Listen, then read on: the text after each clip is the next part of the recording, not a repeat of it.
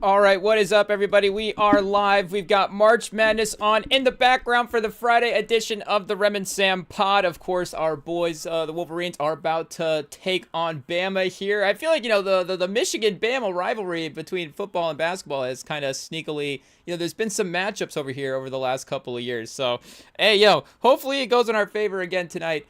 As well. But do we have a special message to start the episode? We do have to say that this podcast it's for the ladies. It's why we do what we do. It's for your health mentally and physically, and hopefully when you're listening to this pod, chat. Well, it. Why does it sound cooler when Tank said it on the verses last night versus him and Tyrese? I don't know. Ayo, shout out to those guys. What a epic showdown. We knew it was gonna go a classic 7-game series. I guess all the verses.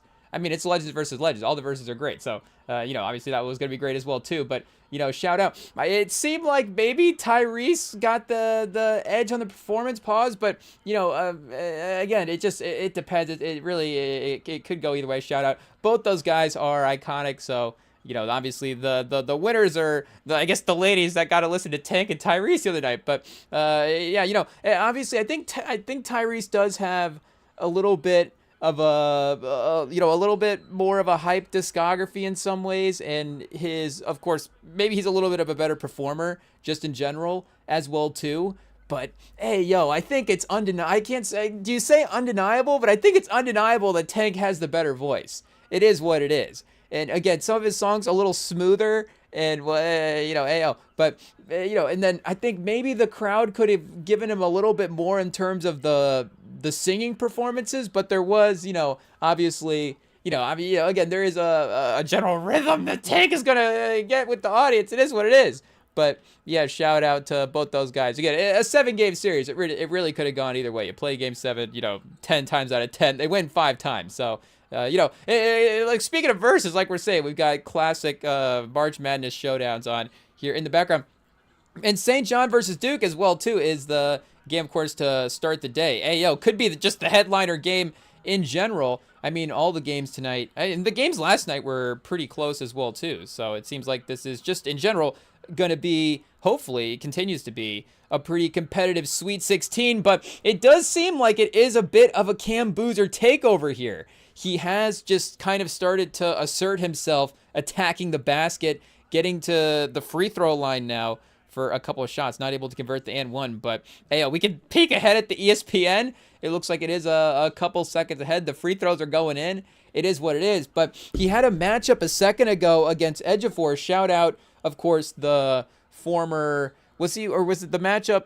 Was he transferred from Duke, or was he transferred from the team they played in the last game, and that was the rivalry game? But of course, he did, I guess, not start his career at St. John's, basically what we're saying. But he has been, incredible there and has been a great center for him.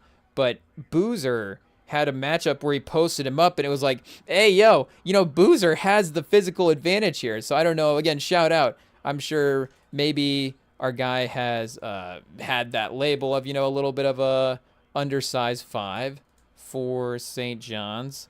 And he was at Kansas his first year. But he's a 6'9", I guess, 240. So shout out, I guess, kind of speaking of, is it Bam Adebayo? Is Zuby Ejiofor going to put up 84 points in an NBA game sometime? But I guess, Cam Boozer, 6'9", 250. So it's not even a secret. It is what it is. Again, it is close, but you can tell. You can tell when he does have him in the post up. And I know we have mentioned Banchero a couple of times when talking about him. It is the easy comp. Obviously, the forward that has recently attended the same school as well. But there is some similarities for sure. And, obviously, him, being a Boozer, obviously his dad was a forward, I think, for a lot of his career, like a power forward per se. But I mean, if Carlos Boozer was playing in 2026, make no mistake, he's playing the 5 a lot of the times. It is what it is. Unless he takes the Anthony Davis route and just decides he never wants to play the 5. But he is obviously, again, offensively gifted as well too. So you might have to, in certain lineups, is Carlos Boozer guarding Wemby? Like, I don't know about that, but hey, yo, Carlos, he's still, hey, yo, the dad, can he still take him 6'9", 260? Could Carlos still win a fight? Obviously, you know, they are twins, so the 2v1 is going to be difficult. But yeah, he's listed as a power forward just basically every season except for his first season in Chicago, 59 games played. They have him listed as a center there. Obviously, it could change over the course of the games, the lineups. We see if we have a little game by game situation here to see if he was playing center a lot in Utah. Because I'm trying to think. I don't remember exactly. Obviously, they had Kirilenko in Williams. Gobert wasn't there quite yet, so they didn't have, obviously, I can't think of a center that they would have had. We have to do this research, chat. Hey, yo, where'd our phone go? Oh, hey, we're sitting on it. It is what it is. Okay, let's see what we've got here. Well, I guess we'll just go to the backup if we can't, if the computer's not going to load. The computer, it lasted 2 minutes. Hey, yo, pause. It is what it is. But I guess, yeah, we can still figure out whether or not Carlos Boozer was playing center on the Utah Jazz at all. We'll just have to look it up a different way here and see what we've got going on. Oh, yeah, no, we know it's not responding. Thanks for letting us know there. Hey, yo, unless they took that away. No, we got it. Okay, finally, we found it. I guess 11% of his plays, I guess first couple seasons in Cleveland, 11%, 4%, 11, 12. So, yeah, you know, like 10% for the first half decade of his career. He's playing center. And then, yeah, after that, you know, 20, 50, it does start to go a little bit higher. But, yeah, I mean, his last season in L.A. was 14-15 was that season, of course, that first season when the Warriors won the title. So that's the real, you know, the league starts to shift into that three-point way, and then, you know, obviously the Warriors themselves with their small ball lineups, the league starts to think a little bit like that. And now, you know, obviously with the unicorn movement, could you say, you know, it's gone a little bit more back into, you know, now these forwards and centers have these insane skills, but it was the progression of that. I mean, that was the point of having the small ball lineup, was to, and, you know, no offense to the centers back in the day. I mean, those great centers like Hakeem and stuff, you know, you never would have gone small ball with Hakeem because Hakeem is just a, you know, hey, you don't need to put 5 skilled, you know, quote unquote skilled guys on the court. But because of Draymond's playmaking and his ability to, of course, guard the other, you know, bigger players in the other team, you know, you didn't necessarily have to have some of the other center types on the field. And it was really, it's the ball hand, the playmaking. I mean, you know, it's the, you know, the ball's another way for Draymond as well too. But you know, it's the ball handling, the dribbling, the playmaking that was able to separate. Again, like a guy like Al Horford, you know, was maybe a little, you know, I guess is Al Horford maybe like 6'9" sneakily. He does seem like a 7-footer when he is out there. But Al Horford might be like a sneaky 6'9". I'm not sure, but you know, shout out. In shoes, you know, I guess it depends on what the measurement is there. But, yeah, either way. Again, Carlos Boozer would be a fun player in 2025. Make no mistake. I think he probably, I mean, I guess everybody has better numbers. Could Carlos Boozer average 25 points a game in 2026? Yes, he could. Could Carlos Boozer score 84 points in a game? I mean, could we ask the ChatGPT? I mean, it's possible. If Carlos Boozer gets 40 free throws, I mean, I guess anything is possible in a game. But I guess, would Carlos Boozer be on, do we just need to keep a running list of people that are more skilled than Bam Adebayo, chat? Hey, yo, that'd be so rude, because we love Bam. We love Bam. And I would say that in there, it's funny too, because obviously,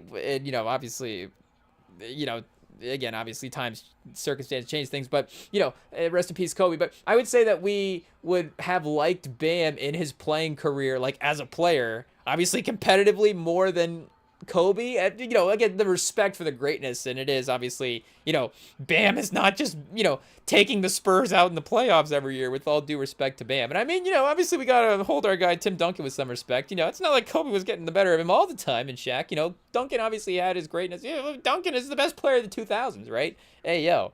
But I mean, who is the direct competition that I guess keeps him from being undeniably the best player of the 2000s? You know, it is Kobe. It's not even really Shaq. I mean, Shaq does he's a little like across eras, being mid 90s into kind of mid 2000s as like his peak.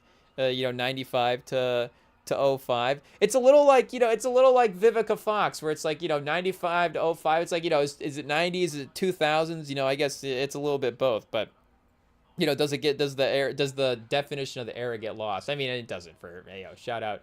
I guess we'll always remember. But either way, what are we talking about, chat? 50 Cent? No, what are we talking about? Soul Food? Hey yo, Michigan's chat, and Michigan's down 2-6 to start. Hey yo, we got to give our team some credit again. Obviously, there has been a little bit of a slow roll for this team to get going, but as we mentioned in the last game watching Alabama, Alabama is a fast start team.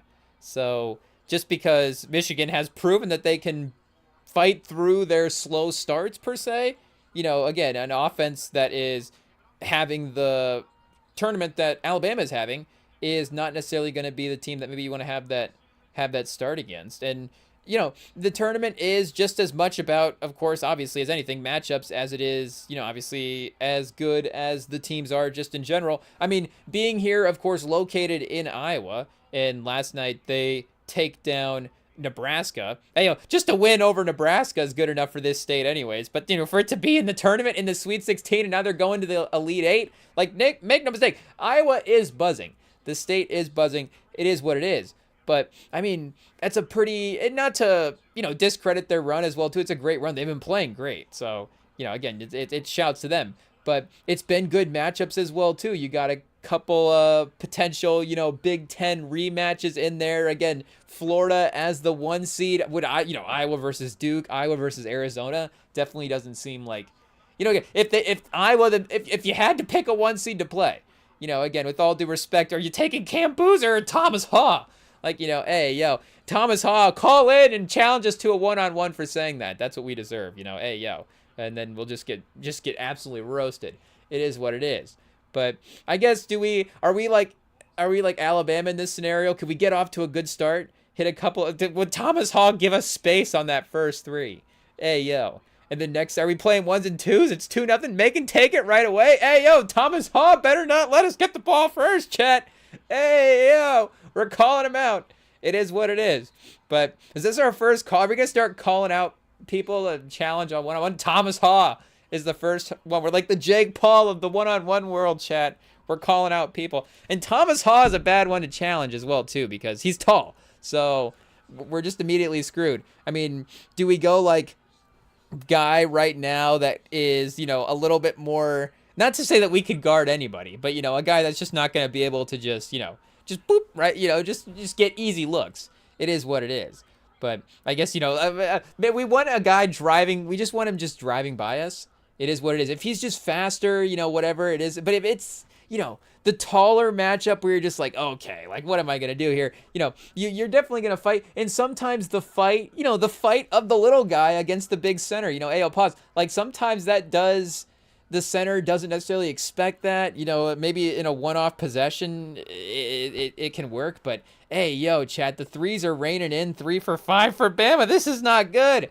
This is not good. And Bama, again, Michigan's had some success against Bama in football lately. So hopefully they're not out for revenge.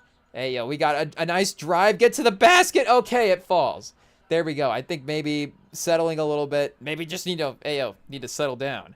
And, lock in on defense here. The stands aren't even filling up yet. And it's all of a sudden going to be not even a game. It is what it is. Oh, chat, they start making that one. That's a tough one. That is a tough one. It is what it is. A quick release 3 from the left wing. I mean, again, you got to give them credit for the confidence in taking that. But, yeah, this is like we were saying, worst case scenario. Worst case scenario, timeout Dusty May. Dusty May, one of the best coaches in college basketball, so I think that he can manage the pace of the game as well, too. Hopefully he's going to, give his guys opportunities to, settle in, like we're saying, calm down. And, Michigan it does have veteran guys. Again, being the transfer team, there is that sort of 1 year play togetherness as well, too. But I guess, has Bama has Bama been together, for for a while? I don't know. I almost said a cuff, but a cuff is Arkansas. LeBronaron Fillin is our guy from Bama. I don't think we said his name right. It is what it is. But I guess he has been there 2 seasons now. So, at least a little bit of continuity in some ways. Of course, 20 a game this year. 3rd team All-American. But, yeah, again, between Mara and Lindenberg and some of the veterans, we should be able to, still have the mental fortitude to battle through. But, again, hopefully this is not that upset territory tournament time. The March Madness chaos starts to happen here with this side of the bracket. Because, again, Arizona looks pretty good as well, too, right now. They put up 100 the other night. Speaking of Arkansas, against Arkansas. And Michigan has been a little bit on that 100-point run as well, too. So if Arizona is just going to be the top dog team that cruises all the way through, maybe that would make sense. But also, Arizona is one of those teams that does seem like their fan bases just, get a little bit disappointed at some point in the tournament. That tournament history, of course, does creep up time and time again. And I would say Alabama, is there something to not having any tournament history? It is what it is. Obviously, their runs to the Final Four with Nate Oates and their Elite Eights. Again, their runs to the tournament the last couple of years. You could say that they have, had moments of being upset. The fan bases in those individual seasons, have had really good teams, because there was that one season, obviously. Was it the Brandon Miller year where they were the 1 seed? And then, 3rd in the final AP. They did good this year. They made the Final Four, lost to UConn. So that was Final Four year, regional semi, San Diego State, and they were 1st in the AP poll. And then 1914 lost to Notre Dame. So no, it looks like they're steadily progressing here with Nate Oates. But I guess that goes to prove the point. I guess, and even if you are, of course, I guess Sweet 16, so they lost in the Sweet 16 to San Diego State. I guess, yeah, if you're a 1 seed, I guess right now, if Michigan lost to the 4 seed Bama, we'd be pretty bummed. We wouldn't necessarily say it's a good exit. Hey, yo. But, Chad, I thought we were on the Paramount Plus. Hey, yo, we're using the free preview on the March Madness app. What is this? We gotta get it switched over. Oh, and we switched. Oh, classic Rem and Sam pod move. Switched the wrong game. It is what it is. It's probably for the best. We need to watch. We need a couple of possessions for Michigan to go by with us not watching, and maybe see if that's it. Maybe we'll switching TVs. Oh, Chad, is it too early to switch TVs for the game? Oh, you gotta witness the live sports. What do you call it? The sports karma. The sports jinx. If we start switching spots on the couches when they go on 3-point runs, then I guess that's just what it is. Don't pay attention. But okay, we can see if we can get Duke St. John's queued back up here.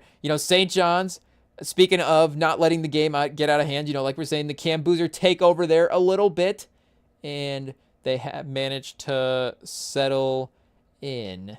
So I guess we lost a couple of seconds there, but 39-37 with 30 seconds left in the first half is where we pick it up on the Paramount Plus here. And peeking over at some of the other stuff, it seems like this possession is gonna work out favorably for St. John's. So a lot of people were predicting this one as maybe the spot, and there's the 3. There it is, 40-39 as the half winds down. Is the other Boozer, respectfully, is he going to be able to get a little pull-off jumper off? He got it off, pause, but not able to get it to go. So 39-40, like we're saying, going into the half for Duke versus St. John's. Obviously successful for our guy Patino, and I guess he's our guy right now. I guess we just call him. I guess he's not really our guy because, of course, he did have that national title game against Michigan, but that game never happened. So I know, Michigan doesn't win the national title technically now, but technically, Louisville never, that game never happened. So I guess now we're fans of Patino. It is what it is. Now we can cheer for him. But like we said, St. John's, we're pro St. John's in the pod. So, shout out for the successful first half. And like we're saying, Patino as one of those guys has definitely had his success in the tournament. You know, they were talking in that Louisville, was it Louisville versus, or not Louisville, I guess they didn't play Arkansas, or they didn't play Arkansas because Arkansas, like we said, they lost to Arizona. I thought they were showing something with him and Calipari, but maybe it was, was it, no, it wasn't him and Hurley, because him and Hurley they haven't played it either. I guess, we don't remember what it is, but, you know, just him having the 2 national titles, obviously, is impressive, but, again, there have been his runs. But I did also see as well, too, that they were showing coaches' records. I saw some graphic that was coaches' records in the Sweet 16, and he was 12-1. I think this was on the McAfee show. They were interviewing Calipari, and they showed Cal's. I think his record was 12-3, and then Patino's was 12-1. I don't remember. They had Izzo's on there, and then maybe they had Hurley's and somebody else. But those 2, I was like, oh man, you know, again, for guys that you maybe not always think that have like super successful tournaments, like that specific round at least, you know, more often than not, that's pretty good. So, you know, again, if you're getting there, at least you're pushing it into the Elite 8, and that's, you know, again, if you're losing into the Elite 8, like, it's difficult to say it's an early loss. Like, I think, was it that De'Aaron Fox, Lonzo Ball game? That might have been an Elite 8 game. So, you know, again, that's one of those games where you're like, I guess you can't necessarily say that, like, you know, that's a perfectly, you know, again, in the scale of losses, like, that's a great loss per se. But still, it's a little bit early considering both those teams, you would say that they were Final Four teams. But we might have to go back and look at that bracket to figure out how both those teams got in the same side anyways as well, too. Because that's obviously one of the crazier Elite 8 games that we've gotten. And, you know, everybody showed up for that one. It was a great performance. Would Michigan versus, you know, I guess Iowa State, the 2 seed, Michigan versus Iowa State, would that be on the same level? But even that might have been a 2-3 as well, too. I don't even think that was a 1-2. So I guess 2-3, does it have to be in the Sweet 16? See, now we don't even know the bracket. It is what it is. But yeah, shout out. Michigan has it has worked, chat. It's worked. Hey, looking over at the ESPN, Michigan's at least fought back a little bit. Shout out. Oh, and at least tuning into the sling a couple seconds behind. Hey, they are in the lead. So it was 13-14 there, and Bama hit some free throws. So shout out. If Bama goes on a run here, I guess we can't watch the game. I guess we got to figure out what kind of NBA is on. Do we just become baseball fans? Chat, we're gonna become baseball fans to save our team. It is what it is, but we have to do what we have to do. At the end of the day, you know, it's important. The win is what counts. I would love to watch the team win, but if that can't happen, then it is what it is. It is what it is, but it's not going to be my fault. It's not going to be my fault that Michigan loses that game. Make no mistake, it is what it is. And Hawks versus Celtics, I mean, we love Jalen Johnson on the pod, so shout out. We have, I guess, if we have to, I mean, we might just watch that during halftime anyways. It is what it is there. But Pacers, Clippers, I guess not gripping our attention, but the Benedict Mathurin revenge game is not working out, apparently. The Pacers going for the number 1 overall pick. Benedict Mathurin back in town. They're like, let's forget about the number 1 overall pick for at least one night. Hey, what happened to Benedict Mathurin on the Pacers? I thought he was fine. on the Pacers. It is what it is. I mean, they are, what do they got? Obviously a couple guards already with Halliburton when he returns and Nembhard. And then McConnell is still there, right? So I know that, again, them not being a super winning team, like, and, you know, shout out for the elevation that Halliburton provides for the rest of this roster as well, too. But the Zubats trade is a good lineup trade for sure. But, again, I don't remember. I guess we have to go back and check. I don't remember anything being like, was Mathurin, you know, was there locker room reports? Hey, yo. Because it seems like they're taking, again, the main guys, Neesmith and Nembhard, they got Neesmith back. I didn't even know his Neesmith. It's just a lineup. Hey, yo, is Halliburton going to return from injury tonight? Halliburton's just in a walking boot. Like, I got to hit a couple of threes. I got to prove it to him. Hey, yo, it is what it is. Yeah, Mathurin 0 for 3. I guess he's gotten to the free throw line a couple of times. Kawhi, though, obviously 4 for 11.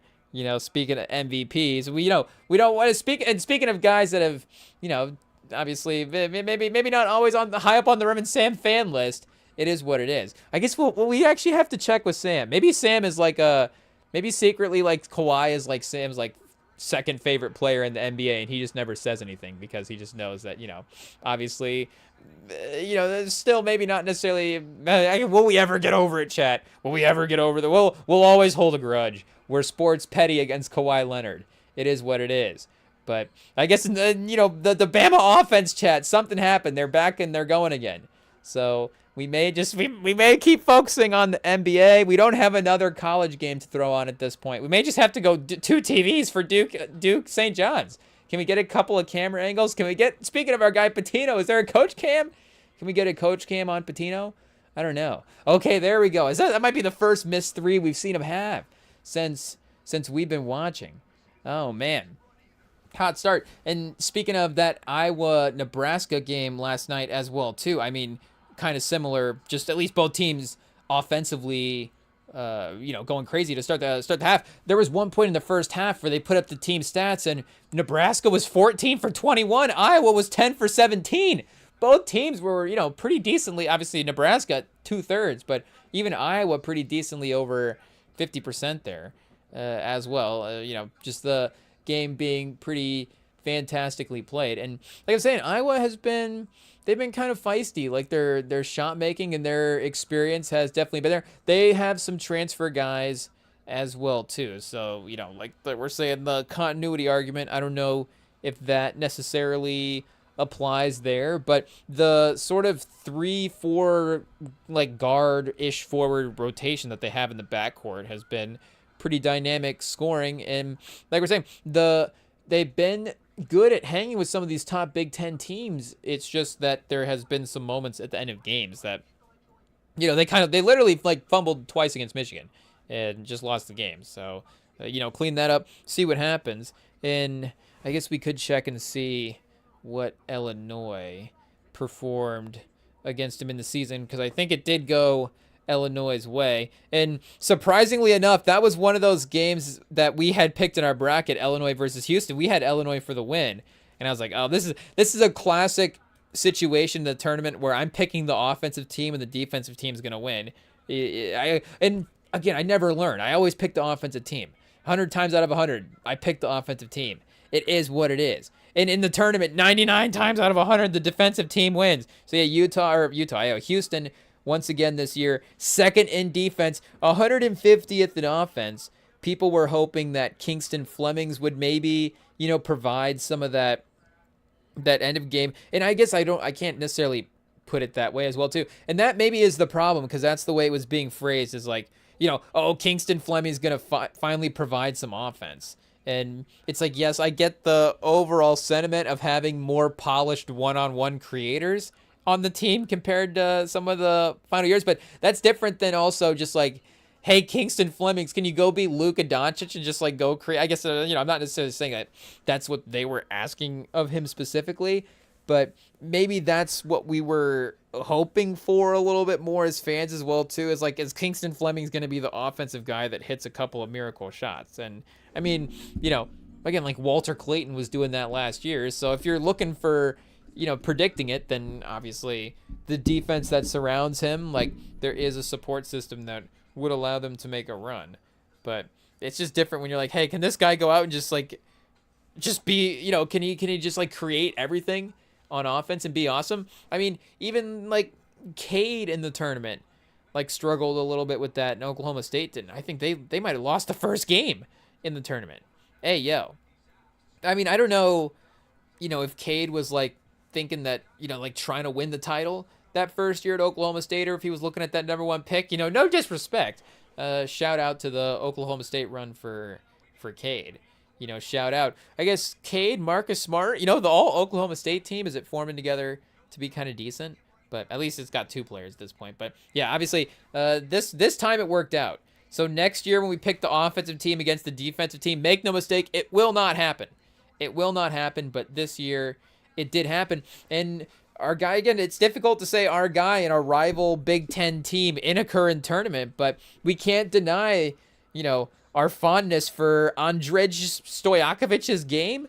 It is what it is. He's a smooth attacker, Chad. Smooth drives to the basket. There's a patience there. Obviously, I don't know if we think that he can develop the 3-point game that his dad had. I mean, he does have a pretty good range, I would say. Yeah, he's, I guess, 24% on the year, but what's his percentage been in the last couple? I guess 1 for 3 versus Houston. If you're watching that in a game, of course that can add, and I guess 33%'s markedly better than 44 or 24%.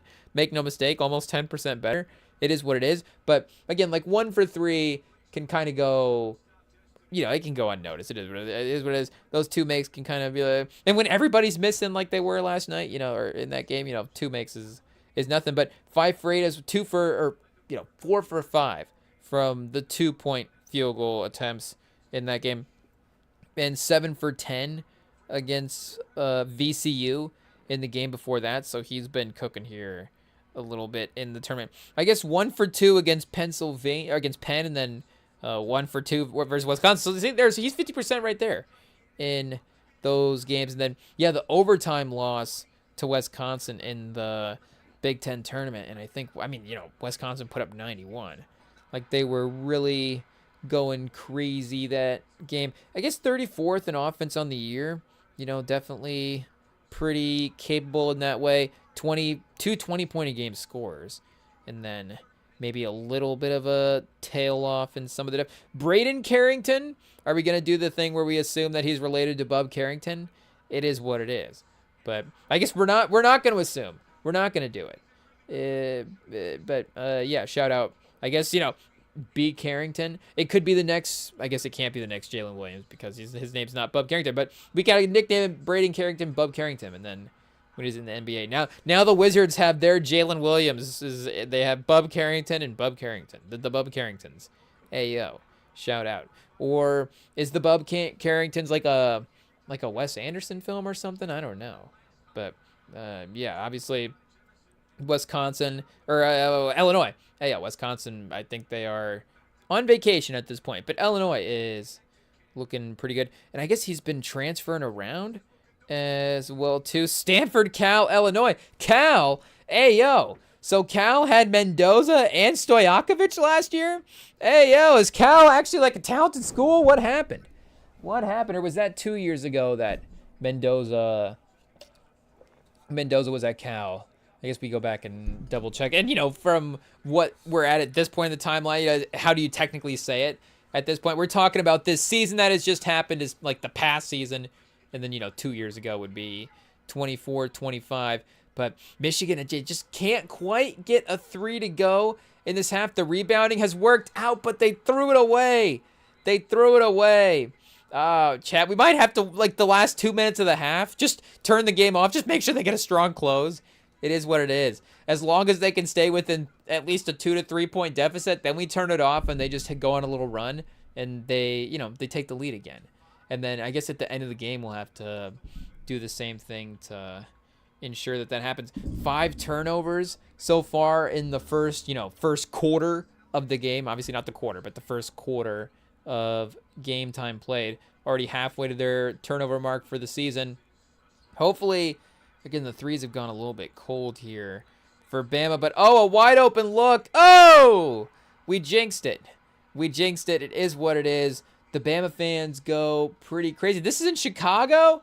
Why is there's just like a whole empty section of seats here? I mean, there's 8 minutes left in the first half. Like, I mean, I guess, maybe that's people that bought tickets to the next game is probably what it is. So is that all the Iowa State fans? Penn fans? Like, who is, I guess, Penn, what, Tennessee? Tennessee fans?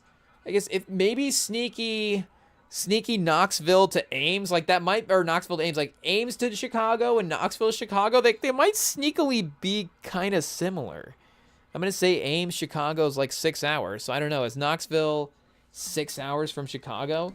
Like, are those all Iowa State fans that just aren't there yet? But, this is a good camera angle to scan the crowd. And I don't know the Mays jerseys. I'm not going to lie. We should have bought a ticket. We might be able to get a ticket now. If we head over, we might be able to just grab a seat, honestly.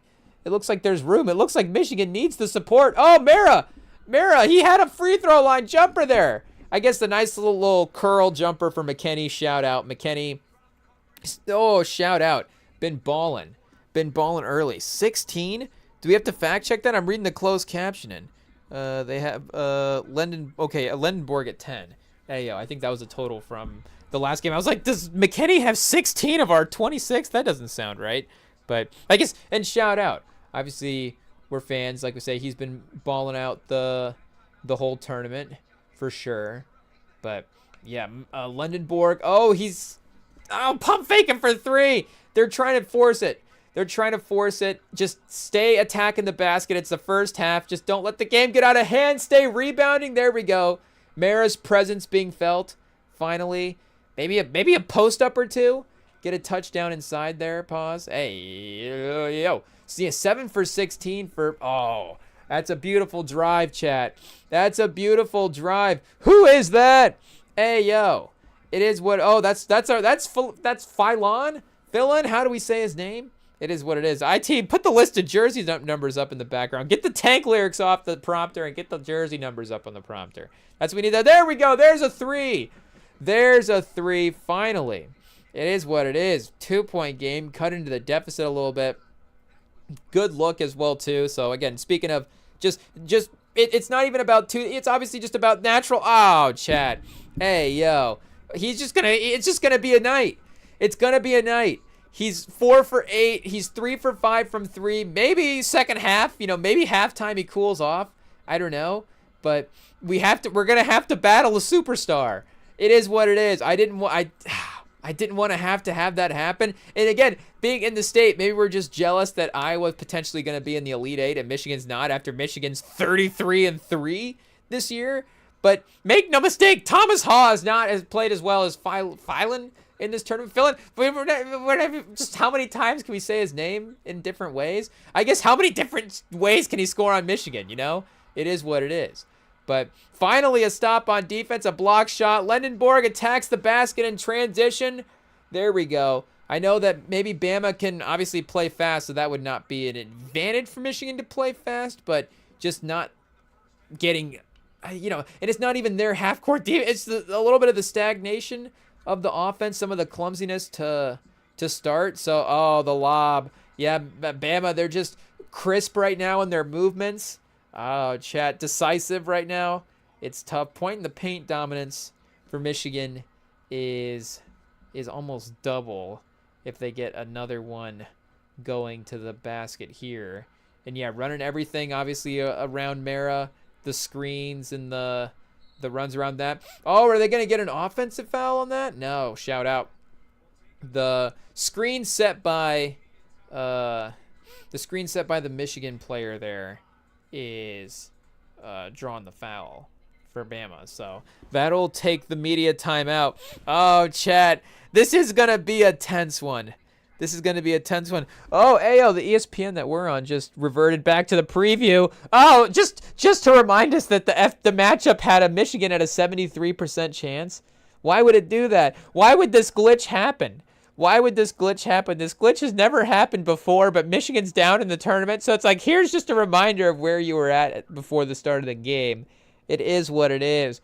Michigan 10.5 points going into the game. Oh, chat. This is gonna be a heart pounder. Pause. This is gonna be a medication game. We're gonna need to medicate after this game, chat. This is gonna be tough. Even in a win, again against going, and this is gonna completely distort our draft opinions of this guy. So he's gonna be a number 1 player on our board.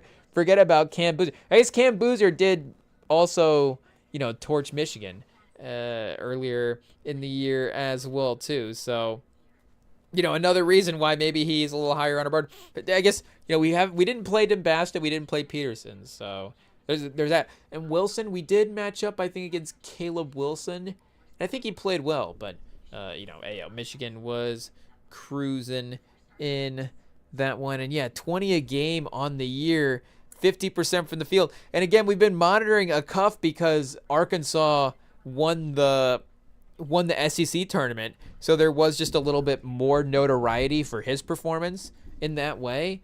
But here, let's see what happened to. Did they take down Alabama in the tournament as well? Because they did play, I think, Florida in the championship game there.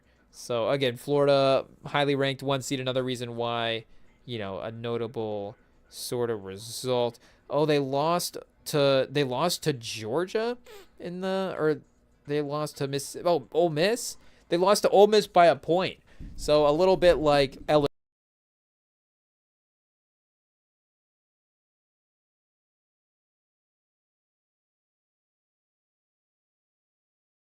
Sorry about that. We're doing so well. Hey yo, maybe was last episode I guess maybe if we have to ask, maybe we actually made it without unplugging. But I guess this time, there you go. We did. So Michigan turnovers. We got the microphone unplugs. It is what it is. Maybe just in the second half, everybody's gonna have to clean it up. Pause. I guess Lindenborg 4 for 4.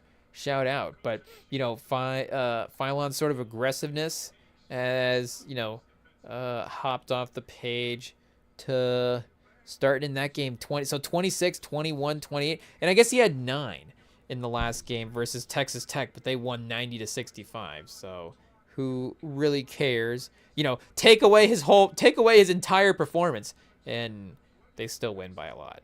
So does not matter there. Where was a cuff on this? A cuff was first team. Hey yo, JT Toppin, 2-time first team All-American, I guess, or 2-time All-American. Oh, he's second team last year. Hunter Dickinson, 3-time All-American. Hey yo, first team, second team, and then another. Maybe was he a first team, third team guy? Hey yo, but yeah, he was our guy. Phylon was third team, and yeah, a cuff was first team. Keaton Wagler and Braden Smith, 2-time All-American, I guess, were the guards. And Fears, a guard as well too, because Wilson and Jefferson, I guess, more forward. So Fears was the other second team guard, and Fears obviously in the game later tonight as well too against UConn. And make no mistake, we picked Dan Hurley in that game, but this is making me nervous. Obviously UConn, doesn't have anybody in the All-Americans. So Thomas Hall, like we said, for All-Americans, Thomas Hall is out.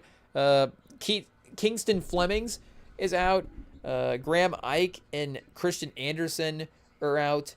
So yeah, Keaton Wagler's still in. Joshua Jefferson, I guess, technically still in. Iowa State hasn't played yet, but technically still in. Same with Michigan State. North Carolina out. Purdue still in. I guess, like we're saying, Michigan, we'll wait and see. And then Texas Tech, Arkansas out, Duke in, Brigham Young out. So I guess kind of 50-50 up until this point. And I guess what are the odds that like one All-American wins the national champion every year? I guess that would seem obvious, but still, maybe there is a year. But I guess you would almost have to. You would almost have to. Did Louisville win that? Did Peyton Siva make the All-American team that year? I think he might have. That's probably why we remember his name. We just remember everybody's name from that team. We just have a list. Hey yo, it's 2013 Louisville. It is what it is. But he did not make an All-American team. We're just scarred for life. Hey yo, he barely averaged 10 points a game. And here I think Peyton Siva is one of like the 10 best guards to ever play in college basketball. I mean, who might be disrespectful? Look at the accolades here, Chad. Look at the accolades, especially in the tournament as well too. 2-time All-Region. But let me see. Maybe this is actually right. Maybe they didn't have an All-American this year. Potentially Luke Hancock. I don't know who would have potentially. Oh, Russ Smith. And shout out to Kevin Ware as well too. Gorgie Jang balling out for that team. Obviously high draft pick. Oh, he was first team All-American the year afterwards. So 18 points a game. Definitely up the efficiency numbers for sure. So 46% from the field, 38% from three. And he was like, again, like watching it, do we say his moves were good. That's our analysis from the Rem and Sam pod. But there was like an actual ISO package thing that I think he was starting to put together as well too. Again, being 6 foot 165. Maybe do we call out Russ Smith? Ooh, chat. What's Russ Smith up to? Hey, yo. We're gonna look up Russ Smith on IG. Let's see here and see what we've got. Is he in the NBA? Maybe he's in the G League hanging out. Pro Winters. He's Winter Soldier? Oh, chat, bad idea. We've called out the Winter Soldier. And he's gonna he's gonna metal arm. Pause. But let's see. We've got to log in. Oh, disc jockey world record 61.2 points a game. Ooh, we might have to look that up and see what is going there. Oh, I think that might just be a shout out to the Winter Soldier. Hey, yo. It is what it is. So, I mean, obviously, we're pro Winter Soldier on the REMINGTOM pod, I would assume. Shout out, Sebastian Stan. So maybe, I mean, make no mistake, we know it. We know it. Russ Smith is going to torch us in this game. It is what it is. Memphis Grizzlies point guard he's gonna school us, but we're calling him out. Russ Smith, a one-on-one matchup. Just we're like, Russ Smith, can we please play one-on-one? It's like, okay, we'll get out there and battle one-on-one with Russ Smith. Why do they chat? Why does they have to do Kevin Ware dirty with the injury there as the picture? It is what it is. But yeah, Russ Smith was balling for sure. So I wonder, chat. Can we get a point? A point. I mean, can we get a dribble down? Pause, Hey, yo. Like, we'll see what happens. But I guess, yeah, Russ Smith, in our case, I think Russ Smith is a better matchup than Thomas Haw. It is what it is, but I think we just want to play Thomas Haw one-on-one. It is what it is. Thomas Haw, Russ, we a little game of 21. We just have like a 21. We make that work. I don't know. REMINGTOM 21. Maybe we workshop that one. I'm not sure. But yeah, Russ Smith. Stay tuned for REMINGTOM Russ Smith pickup games. Peyton Siva as well too. I think we could call out both of them. It is what it is. How did Michigan get taken and paused? How did they get beat by two 6-foot guys? I'm not sure, but somehow it happened. And Luke Hancock and Gorgie Jang. Honestly, the only thing that makes this, not the only thing, shout out Patino. Again, it's a good team. We have to go back and look at their games that they won. But Gorgie Jang, like, sneakily might have had the best NBA career from this game. I guess, our guy Tim Hardaway Jr., we got to give him respect as well, too. But, yeah, I mean, and again, this lineup's iconic. Glenn Robinson, Tim Hardaway Jr., Mitch McCary, Trey Burke, Nick Stauskas, Spike Ulbrich. Hey, yo, and Karis LeVert off the bench. Jordan Morgan, John Horford, shout out. But, yeah, for Louisville, Gorgie Jang, Peyton Siva, Russ Smith, Shane Benahan, and Wayne Blackshear. I honestly had no idea. Shane Benahan would have walked past him in a store. No idea. Oh, and Montrezl Harrell as well, too. So, again, I guess Montrezl Harrell maybe had the best NBA career of all these guys. But, again, Gorgie Jang and Montrezl Harrell, like, legitimate NBA rotation guys. So, it's like, okay, maybe that makes sense. And, they were 35-5 that year. Hey, yo. And, Peyton Siva and Russ Smith were balling. So, who are we? We're just salty. It is what it is. Pause. But here we go, chat. We don't even have to turn the game off for the last 2 minutes of the first half. We're just getting a little push here in general. Our guy Gale with a couple of threes. Hey, yo. Finally, the efficiency for three has finally matched. So we're now 8 for 14 from the game. Again, the volume is not there, but we made a couple. Oh, chat. Hey, yo. I mean, we hate to react when it's against our own team like that. Fortunately, he missed the shot. But a nasty step back we got to figure out how to say. I mean, come on, this guy's gonna be a first-round pick in the NBA draft. This guy's gonna be a top 10 pick.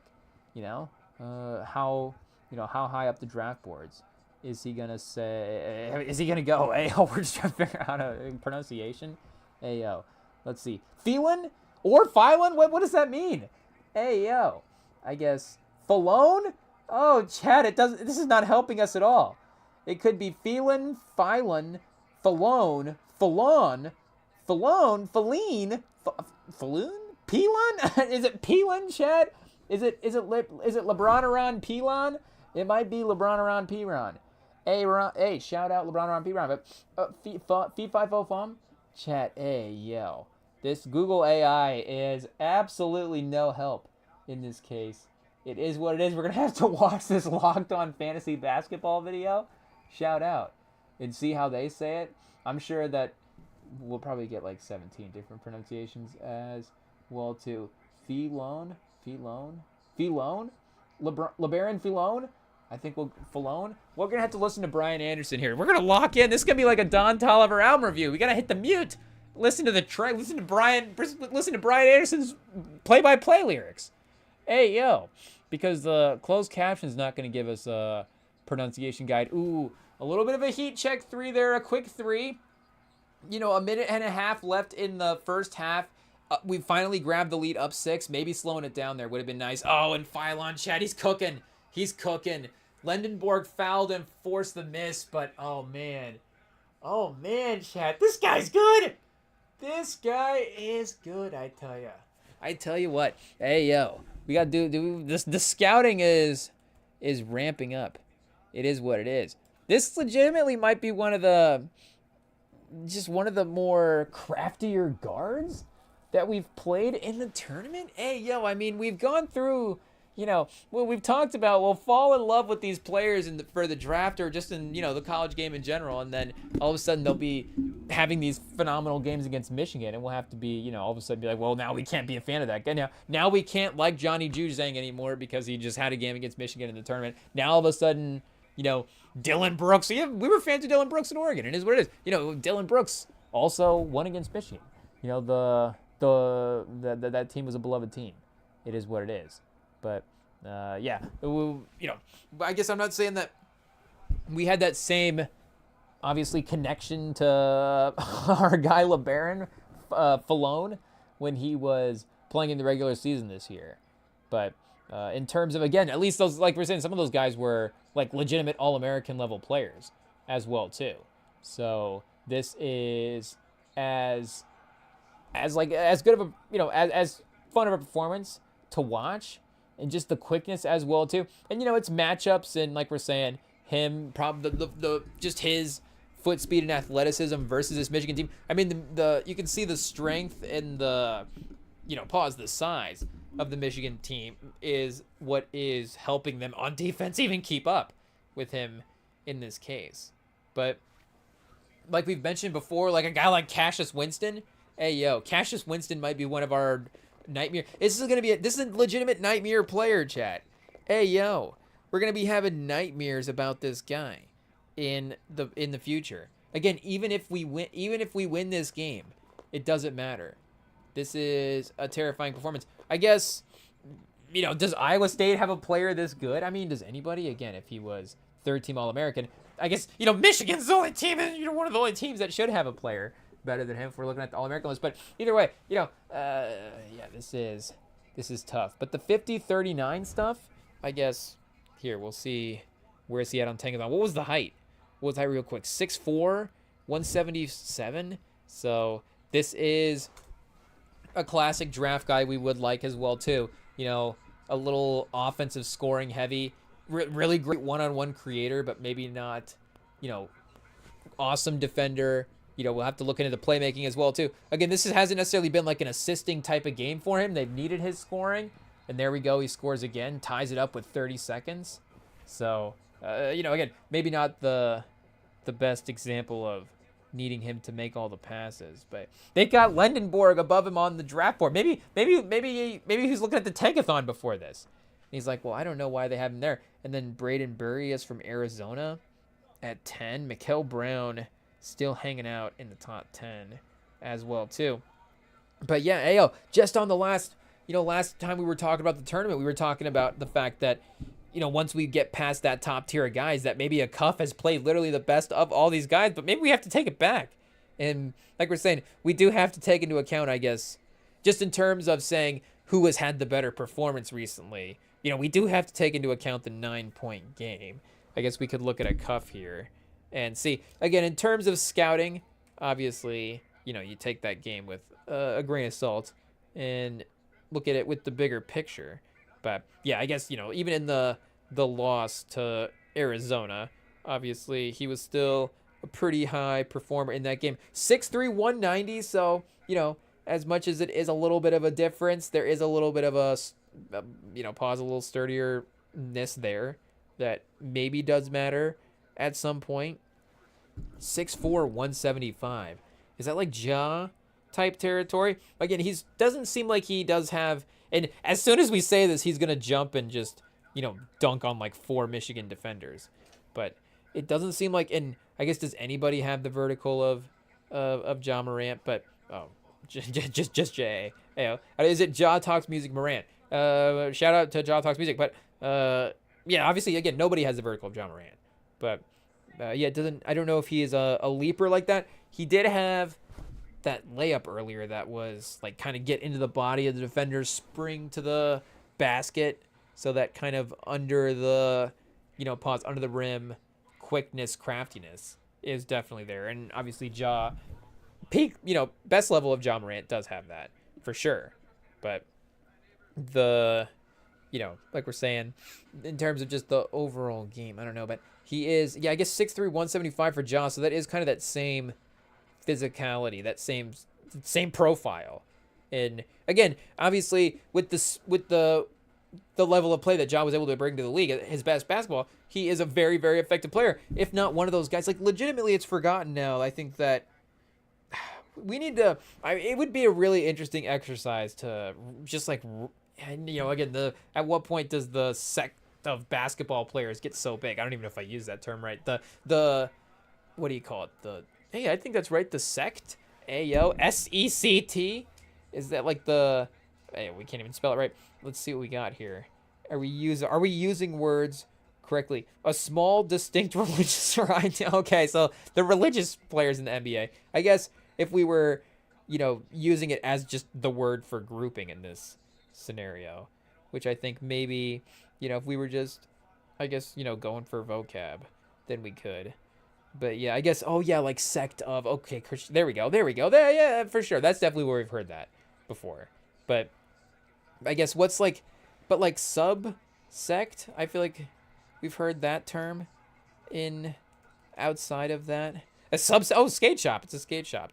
A secondary minor sect. There we go. A subsect or a group that is derived from a larger primary sect.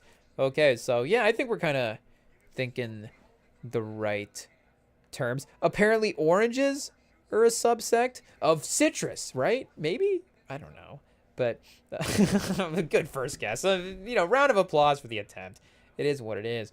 The subsect, a fictional book written by the character Jess Mariano in the television show Gilmore Girls. There we go. That's what we were talking about. Or the real independent skate shop located in Des Moines, Iowa. Shout out the home state. Hey, yo. Maybe we'll do some maybe, do they have a basketball court at the subsect skate shop where we can play Russ Smith one-on-one? Hey, yo. Maybe it'll be a kickflip competition against Russ Smith. Not to say that we know how to do kickflips, but hey, maybe we'll be on equal. Maybe there's a better chance of us learning how to skateboard. Hey, yo. Now what are we saying? But yeah, either way, I figure we talk about just the grouping of players. I guess what we're gonna say is it'd be fun to obviously rank like what is the best version of that basketball player in some version of that exercise. Again, it's going to be pretty normal where it's like the best version of Michael Jordan is still probably the best version of any basketball player. Like the best version of LeBron is probably still the best version of any basketball player. I guess maybe that opens up the argument. It's like the best version of LeBron better than the best version of Michael or whatever. But, again, maybe the top 25, 50, 100 players is fairly similar, but I don't know, even 100. Like you start getting like the best version of Ja Morant, like, again, with everybody's best versions. Is the best version of Ja Morant like the 45th best player of all time? I guess that'd be kind of crazy. But, where's Bob? We immediately go for Bob Cousy. Where's Bob Cousy at? He's immediately going to be better than Bob Cousy. It is what it is. Like Walt, I guess we can't like just throw out names. Walt Frazier's got a couple of titles out there. Hey, yo. But I guess, again, we're not comparing legacies. Just the best is like the best version of Ja, like better than Walt Frazier. I hate to say it.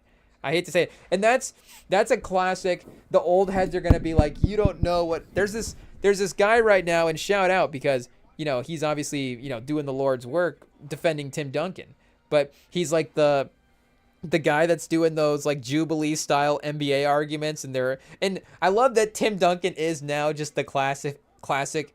If you're an old head, you just argue for Tim Duncan. I don't even know. And again, we love it. But I don't even know if these old head guys even actually like Tim Duncan like that. But it's just like now he just does represent like old school fundamental basketball. And obviously that's what he was. So, and in the best of ways, obviously he's the best, like we said earlier, the best player of the 2000s. But yeah, now he is that guy where it's like, and again, we believe all this stuff. But just to defend now the olden times, you defend the name of Tim Duncan. So maybe he won't be forgotten. Everybody's like, Tim Duncan's going to be forgotten. But it's like, no, see the fundamentals, chat. The fundamentals. Hey, yo. just like Uncle Drew said, the fundamentals and getting buckets. Tim Duncan could get buckets. At the end of the day, the sport's about getting buckets, and Tim Duncan could get buckets. But I guess what we were saying is comparing Walt Frazier to Ja is kind of interesting because Walt Frazier, I mean, shout out, he was kind of an athlete in his own right as well too. I don't know if he was throwing down dunks on guys the same way that Ja was. Again, I'm not saying that he wasn't. I'm just saying I don't know if he was. But yeah, he was a crazy defender. I mean, look at that. He was first team. I guess it's going to sound like I'm cheating off the stats. Trust me, I knew that before. But yeah, he obviously was making first team all defense here, for half a decade plus for the 60s, early 70s. But in that part, we did cheat and look at the years there. I guess we didn't know. I guess 70s. I didn't know how many years into the 60s, but I would have known majority 70s. And that Knicks title, but I guess one is in the 60s, right? Or 69. Yes, that's 69-70, and then 72-73 is the other title, and that might be the Frazier MVP. Did he? Oh, is Willis Reed two-time? I guess he's two-time Finals MVP. Willis, the great Willis Reed, chat. Not even obviously sarcastic, but I guess two-time Finals MVP Willis Reed. Is that correct?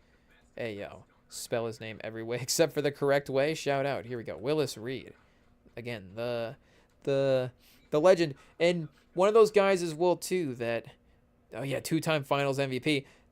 Is defended for sure. I don't know if he was like a guy that back in the day, or like, are people going to forget about Willis Reed? Is his style of play boring? Because again, people obviously know about him, but you don't know about him for his style of play. You know about him for battling through that injury. And I guess again, regardless, we know him for a great thing, and that opens up, the avenue for people to know about his other accomplishments as well too. And that was in the finals, if I'm not mistaken. So there's that direct thing where that kind of leads to that championship as well too. If it wasn't in the finals, it did. Again, I think ultimately for them winning the title that year, it might have been in like a game 6. Maybe I'm thinking of game 7 or something like that. But either way, like, I guess the point I'm trying to say is I think actually Walt Frazier could actually like legitimately like beat John Morant one-on-one if they played. If we were going time machine best version of the players, like I kind of think Walt Frazier would have an argument. But again, that's the point. That's the point, because he is maybe a little worse than his numbers as well too, or I guess his numbers may be a little worse than the best version of his player is what we would say. But like Isaiah Thomas, and again, I think all this stuff gets hashed out to some degree. Like, I guess that's all part of the argument as well too, right? Legacy versus how good you actually were versus all the numbers you had to be there. Again, that's the whole Tim Duncan thing. It's like Tim Duncan is a walking bucket, even though he may not average 30 40 points a game over a 10-game stretch like Luka Doncic does in a given time. And that's another, we should look that up. Like, what is Tim Duncan's highest 10 game average?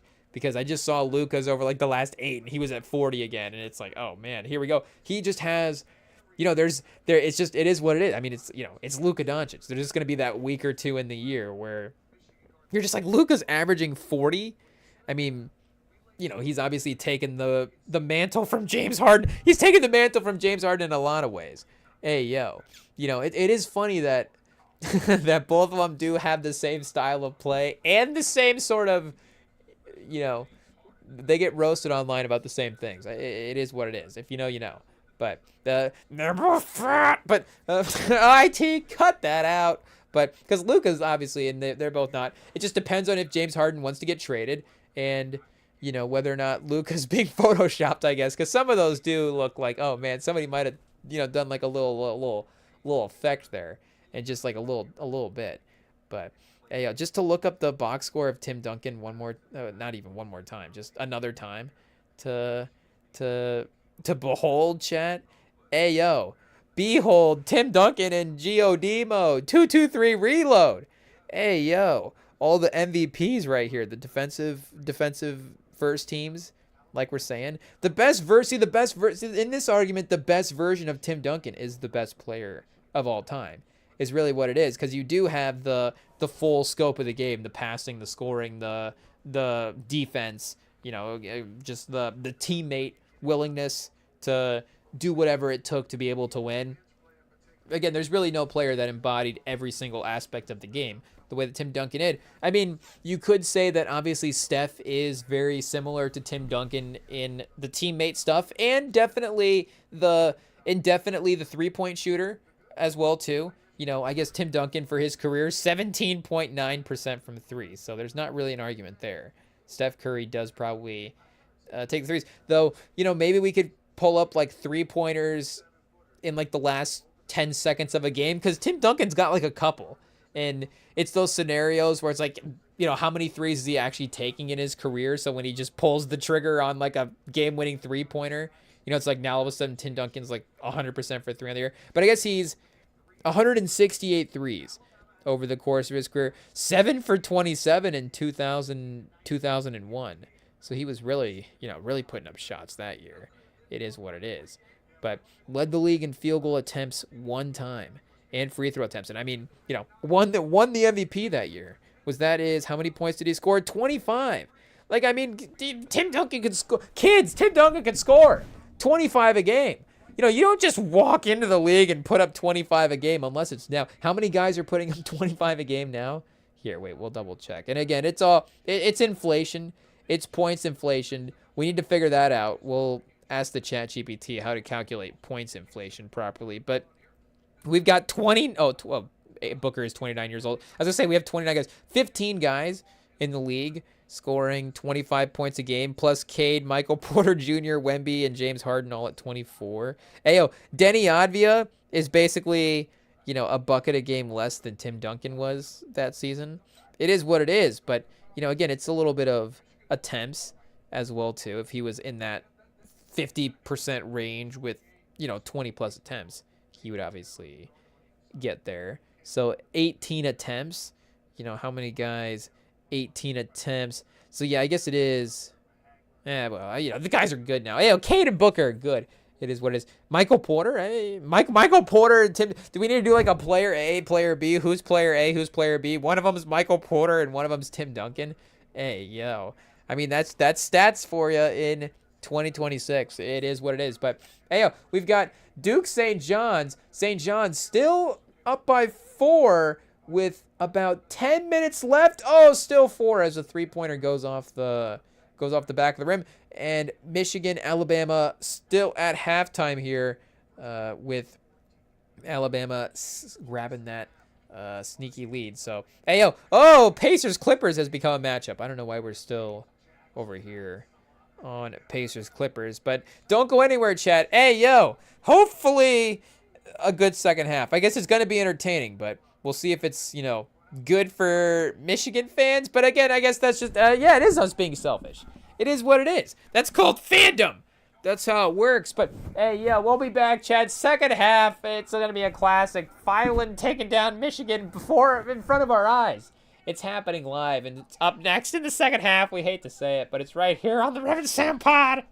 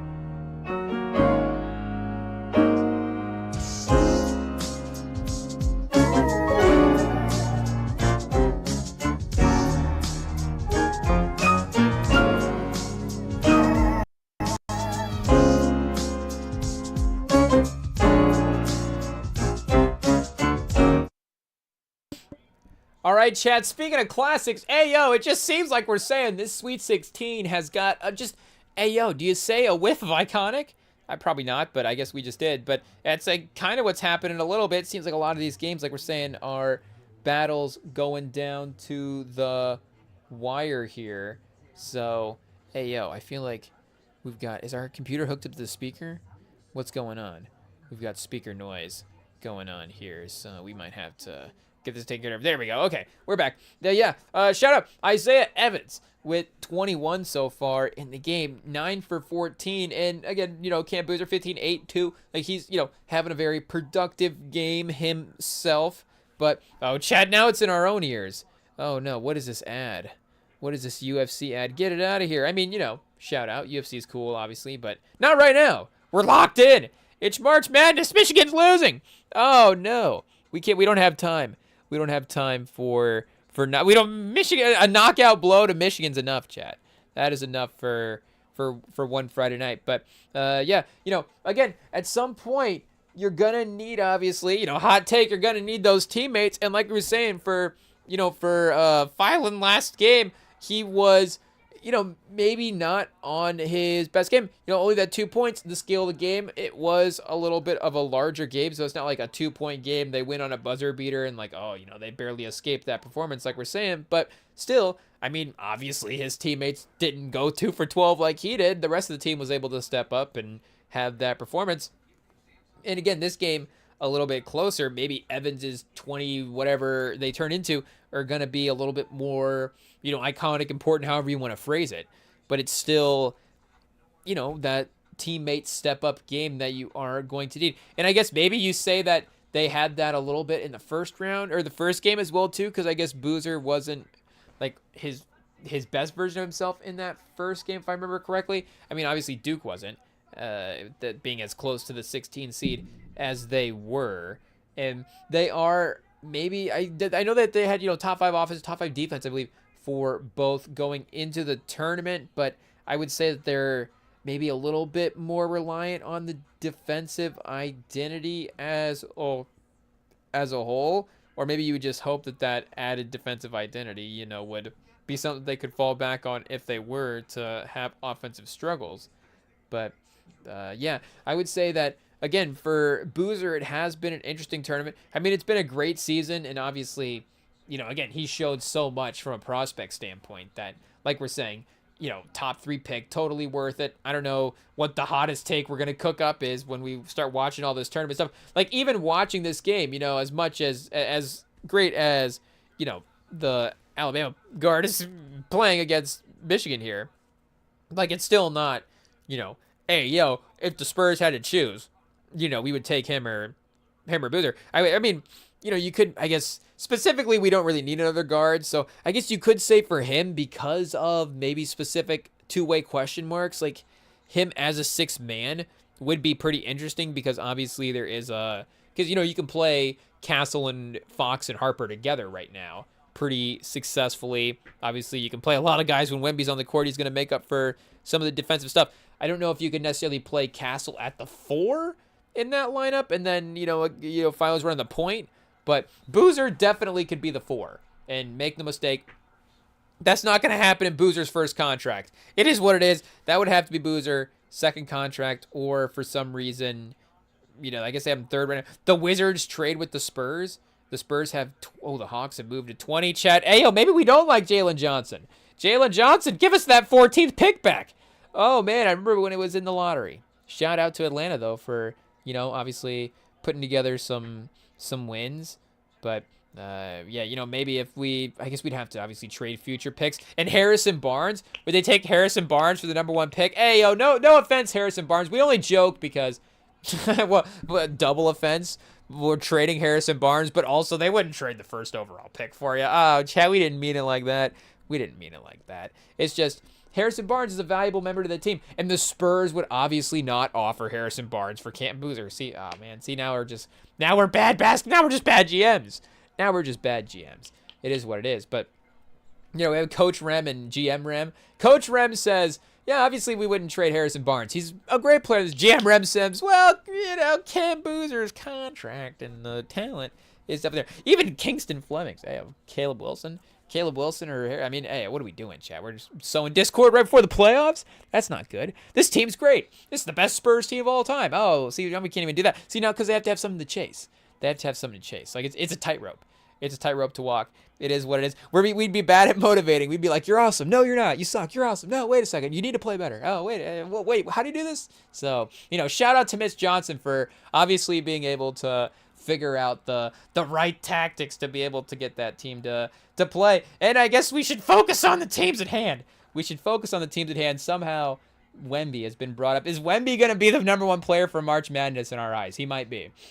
Obviously, Wemby's impact on the league is so felt that, it's affected the way that it's played in March Madness. Like, Jesus. Get out of here. What is happening? Boozer snags a strong rebound from Cam Boozer. I don't know if there is that many St. John's defenders around, but you love to see it. Duke, 52% from the field, the 2-point lead. So St. John's has been incredible for 3 on the game. A little slower in the second half, but still 3 for 9 is, manageable. Lower volume, but, manageable efficiency if you're able to maybe make your next couple. Boozer, do you say patented fader? He's got a little bit of a spin jumper that he kind of goes to in that mid-range there, that paint kind of right in front of the, like right below the free throw line, closer to the basket, but spinning kind of away back to the free throw line.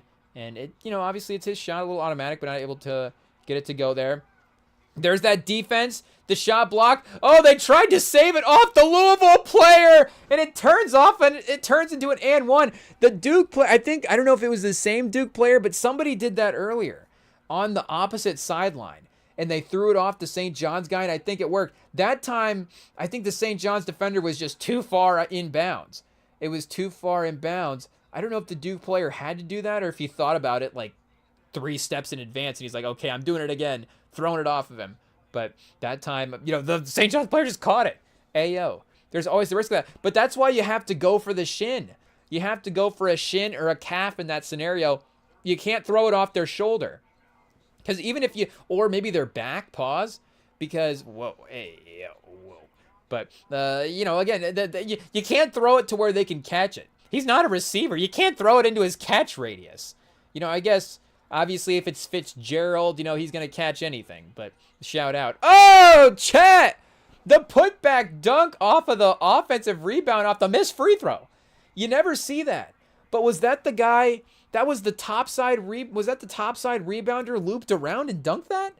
Hey, yo. I guess it's been a good offensive rebounding game for both teams. 11 for Duke, 8 for St. John's. Only 4 second chance points, though. So that was their second make off of an offensive rebound. Is pretty tough. And speaking of threes, chat. Is Isaiah Evans, are we getting the name right? Isaiah Evans? Hey, if we have to ask, chat, does Brian Anderson has Brian Anderson ever been who is that guy? Hey, yo, 3 minutes left in the game, but 11 in the first, 13 in the second, and that step back 3 was Phylon level. Hey, yo, the way he was balling out there. Michigan with a little 3-point lead to start the half. Okay, well, just Luxembourg proving that player of the year status. 17. And, it's a little bit more difficult with Phylon making some threes. He's 2 for 3. He's having to battle him there, but he's keeping up so far. Shout out. The efficiency is winning the day. He hasn't missed. But Boozer now up to 17. Looking good. Hey, yo, getting to the basket and one. The strong take, chat. The strong take. Boozer. Carlos, of course, looking like he get we can call him Mr. Boozer. Hey, yo. Looking like he could get out there and play right now. It is what it is. Has Carlos Boozer had a run in the Big 3? What's Carlos Boozer's Big 3 stats? We might have to look that up. We might have to throw on a Carlos Boozer game at some point and see what we've got going on here. I mean, obviously, we know. But, again, we weren't necessarily, as locked in a basketball fan back then as we were now, or, just the ability. What is this search down here on the question? Carlos Boozer beard as his number 1 search, though, is appropriate because obviously, I mean, the hot take would be to say that it's the best NBA beard. I mean, immediately you say beard in NBA, I think it's a great respect to James Harden that, again, for his silhouette as well. Like, that would be the case. The case would be that the beard is literally a silhouette for James. I think that in some ways, Mr. Harden, hey, pause. I think Mr. James.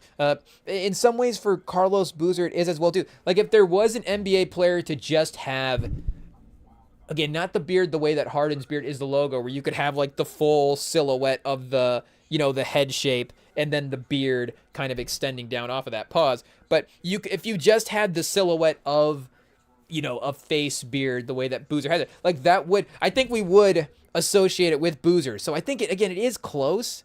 I don't know. Do we have to ask? If we ask the Chat GPT, it's definitely going to say James Harden. So again, that's the answer. The answer, it is what it is. And if there's a legend out there that I guess has a better NBA beard than James Harden, shout out. Does size matter, chat? Hey, yo. But I feel like color, even Boozer's beard in this game as well too. Like maybe our color settings on the TV are doing it justice, but the depth of color in his beard is crazy. I've never seen shout out. It's just a great beard. It is what it is. I don't know how much we can, keep talking about it, but shout out. I guess goals, chat. It is what it is. But best NBA beards. Let's see what we get. And I feel like we go back as well too. Pause. There would be a lot of great facial hair back in the day. It's great in different ways as well too, because again, it was maybe a little bit more eccentric with some of the stuff they were doing, and some sideburn stuff as well too. Back in the day. So that stuff is its own category. Best NBA sideburns is I can't believe that the Ringer hasn't done a piece on that yet. That might be our audition. Do we write that best, a history of NBA sideburns, and then see if they'll post it? Just how many? I wonder what the craziest art. If we just keep saying, what was that one we were talking about? Who had the tournament length? We could talk about which coach has tournament length. Ayo, talk about who's consistently making the farthest runs in the tournament. Again, even if you're not always winning the title, it's like who's making those pushes. Like it feels like Izzo again. Like, you never see Izzo losing in, like, the round of 30. I guess, speaking of Denzel Valentine, outside of that, you never see him losing in the round of 32. Again, I guess the one time we're like, oh, here's a rival player that we really like. It's like, okay, now he's going to, lose in the tournament. Go the other way. Baron Davis, great beard. And I guess LeBron as well, too. Shout out. Again, you have to say it. Great beard. I think it does go a little underrated. Like, I think you would put him on the list, and again, you would get to the list. Like, if you're scrolling through, you're like, oh, LeBron's got the 7th best beard in NBA history. Like, you wouldn't be mad at that at all. Like, especially looking at it, and even now, the way that it's getting the gray, like it, you say it respectfully. I mean, the man's still throwing down a poster dunk if he needs to. Like, it looks great. There was the clip of him and Bronny checking into the game. Bron's got the gray in his beard, and he's like checking in with his kid, and it's like, oh man, and this guy's still. Again, one of the 30 best players in the league at this point is crazy. But Mike Woodson, great beard. Steve Adams, definitely thick, rugged beard. Kind of a, and I say this respectfully, kind of a messy beard. It is what it is. Obviously, just kind of a messy facial hair look in general for Steven Adams. Maybe the beard is well maintained. We'll have to look. And I'm thinking of that clip of him talking about the bubble as well, too. Yeah, I guess... It's a, obviously thick beard. Hey, thickness rating for Steven Adams' beard. What do we give it, a 9.8 out of 10? I think if Carlos Boozer is a 10.5 out of 10, he gets bonus points. It is what it is. Then Steven Adams maybe like a 9.8. Duke, a little bit of a lead here, 6-point lead. They've got Caleb Foster putting up some points in this half as well too. I know his injuries have been a storyline for the team, but a big 3 by St. John's. Patino is making fun of his own team's success from in the first half interview from 3. But yeah, he has. I mean, it's kept up so far. Edge of 4, 16, 8, and how many assists?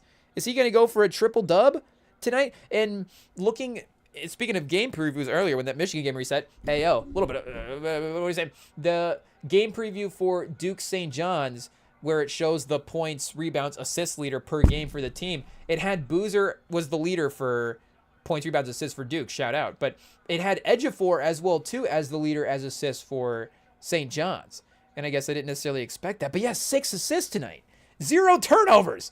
So he might, I mean, you know, we gotta keep him in mind as well, too. I know that obviously he does have, you know, he's been in college a few more years. So maybe that's going to obviously, you know, however that plays into the sky. But I feel like that kind of can flip as well, too, in the end of the first round. So I don't know. He doesn't have the same game as Deron Holmes, for example, but he does have a similar, again, sort of profile, 6'9", 245. Deron Holmes from Dayton, shout out. Denver Nuggets power forward right now. Hasn't gotten the minutes that we, you know, projected yet, but he's still working his way back from injury. And, you know, teams, you know, Peyton Watson and Christian Braun, there's some good players. So De'Aaron Holmes, ayo. Deron Holmes. Let's spell our guy's name right. Been a while since we've looked up the basketball reference page for Deron Holmes. Are we bad fans, chat? We got a lot of players. Ayo. It is what it is. You know, a lot of basketball reference pages to hit every now and then. So, you know, it's that time of year. You go through the basketball reference pages. But, yeah, Deron Holmes, shout out to 20 games played this year. See him checking in some games recently. 10 minutes a game when he plays. So 50% from the field. Chet, give Deron Holmes the minutes. Hey, yo, we are bad fans. I just doubted our player. We got, you know, do updates a little bit more often. Deron Holmes corner. Hey, yo, pause. 50% from field, 44% from 3. I mean, you know, less than a make a game, but that's still, you know, 2 attempts a game in 20. It's like, it's not nothing. 18 for 41. Like, he has taken threes in the NBA, and he has consistently made them. And he has taken field goals in the NBA, and it's consistently made them. He's decent. He might be a decent player. He might actually be a good player. But I think, again, he's a little more polished offensively, and I think Ejiofor a better post defender as well. But, oh, Chad, a crafty finish by St. John's. We got to lock in. Hey, yo, we got to lock in. 45 seconds left. St. John's is down 3. Duke has the ball. So do they play foul game? You don't play foul game. You got to get the stop. Oh, did timeout? Is that timeout? Patino? Oh, no, Patino's mad. Hey, yo, I think somebody did play foul game on accident. Oh, chat. Oh, no, there we go. Okay, it is timeout. It is timeout. Patino's just mad.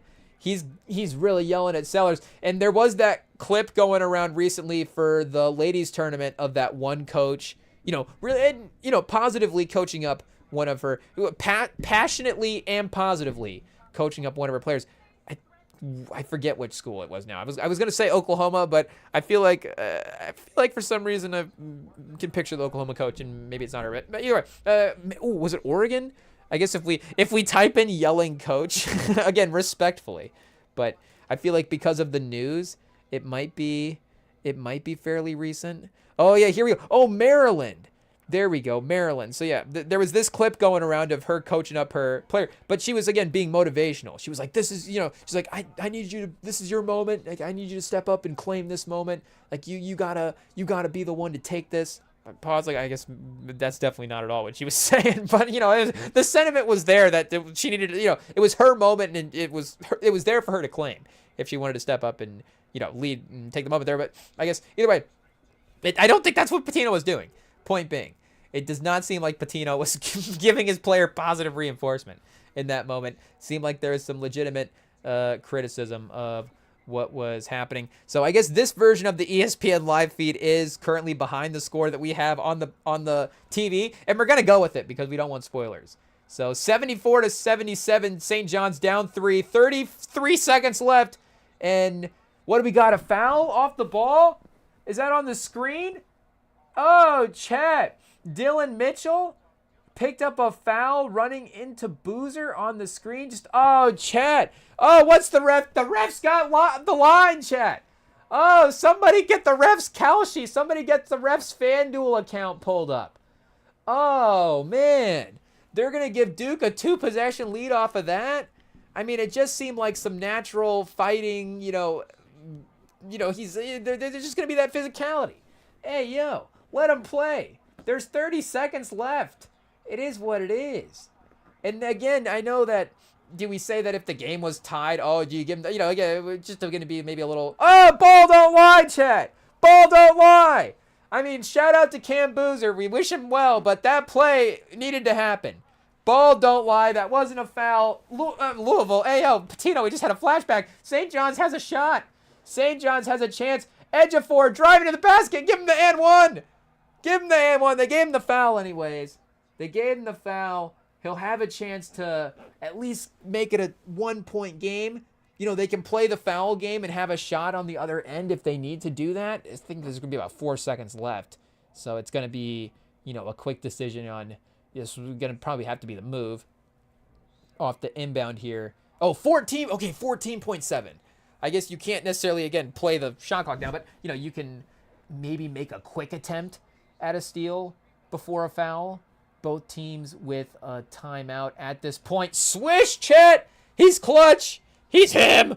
Hey, yo! So wait a second. Where was Ejiofor at on draft boards? Keep an eye. You know, Spurs, again, down here. Could Ejiofor be the 4 next to Wemby? I think he could. I think he could, Chat. Especially in certain lines. Ejiofor in the Luke Cornett minutes? Is Ejiofor going to write a paper about how... I don't know. 43 to... Oh, Chat, 1 pick behind Caravan. Oh, did he miss the free throw?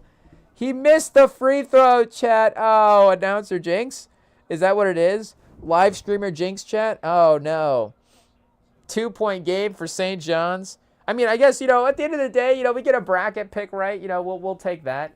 But, and, you know, again, I guess, shout out for Patino not advancing in the tournament because, again, you know, he had that win over Michigan. But either way, this is a fun St. John's team. So, you know, it would be fun to see him continue.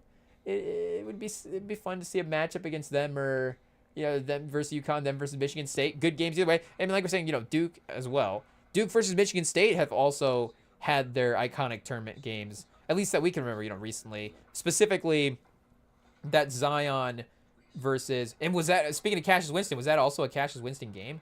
I think it might have been. So, yeah, that is, you know, potential rematch on the table here. Michigan with the 10-point lead now. Okay, Chad. Okay. Phylon 22, 6 for 14 on the day. So now we can really start giving him credit. You know, probably not too much, but a 23-11 start to the first half. Okay, there we go. Again, it's been a slow roll.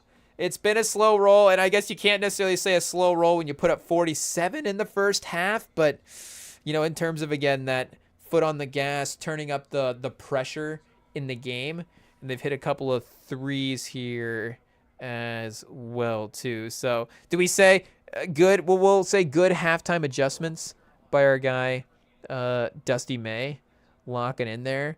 And, yeah, Cadu is 4 for 11 for the field. Mara 2 for 6, but Gale and McKinney are shooting well again. Lindenborg as well too. So looking like, you know, at least a comfortable moment here. You know, at least don't get comfortable, but at least a comfortable moment for the fans. Up 10, 12 minutes left, 12 seconds left. Ayo, back to, oh, and Duke missed the free throw. Duke missed the free throw. March Madness, Chad, it never ends. It never ends. When they say down to the buzzer, down to the wire, I mean, literally. Hey, yo, cannot catch a break. All you got to do is make 2 free throws. It's a 4-point game. But all of a sudden, St. John's, they have a chance to inbound, no timeout. So this has to be the look. Do you foul if you're Duke? Send him to the line. The crossover, the lefty 3. Ah, Chad, it's not even close. It's not even close. It's Duke's ball off the rebound. 1.8 left. I mean, you know, in 2026, we've lost perspective on, you know, where you're allowed to shoot a 3-pointer on the court. I feel like that's still within range, not too deep of a 3, but, you know, at least the quickness there. I feel like, did they draw it up that way to inbound to him right off the screen? Yeah, I could see that all being coached up and worked on, and that's totally okay with the game plan there of what St. John wants to do and execute in that moment. But, you know, again, a quick dribble pull-up. It is a good crossover as well, too, going a left-handed shooter going right. So it almost seems like the defender didn't even realize that he was guarding a left-handed shooter with the way that, how much, like he was like, because again, a right-handed shooter, especially if you're playing for the step back, like a crossover right to left's fine, I guess. But, you know, a good, if you want to set up like a good step back or pull back or something, you know, you're going to be driving left as a right-handed shooter. It's almost like he was getting in front of that left hand like he was a right-handed shooter. But the crossover there, again, good space, but just unfortunately, you know, not quite able to dial that in at the moment. I guess a couple of 50% free throw shooters for Duke. Caleb Foster, 58, and then Sarr they had on there at 55%. So seems like the boozers were working on the fundamentals back in the day. Hey, Carlos made sure he got the free throws.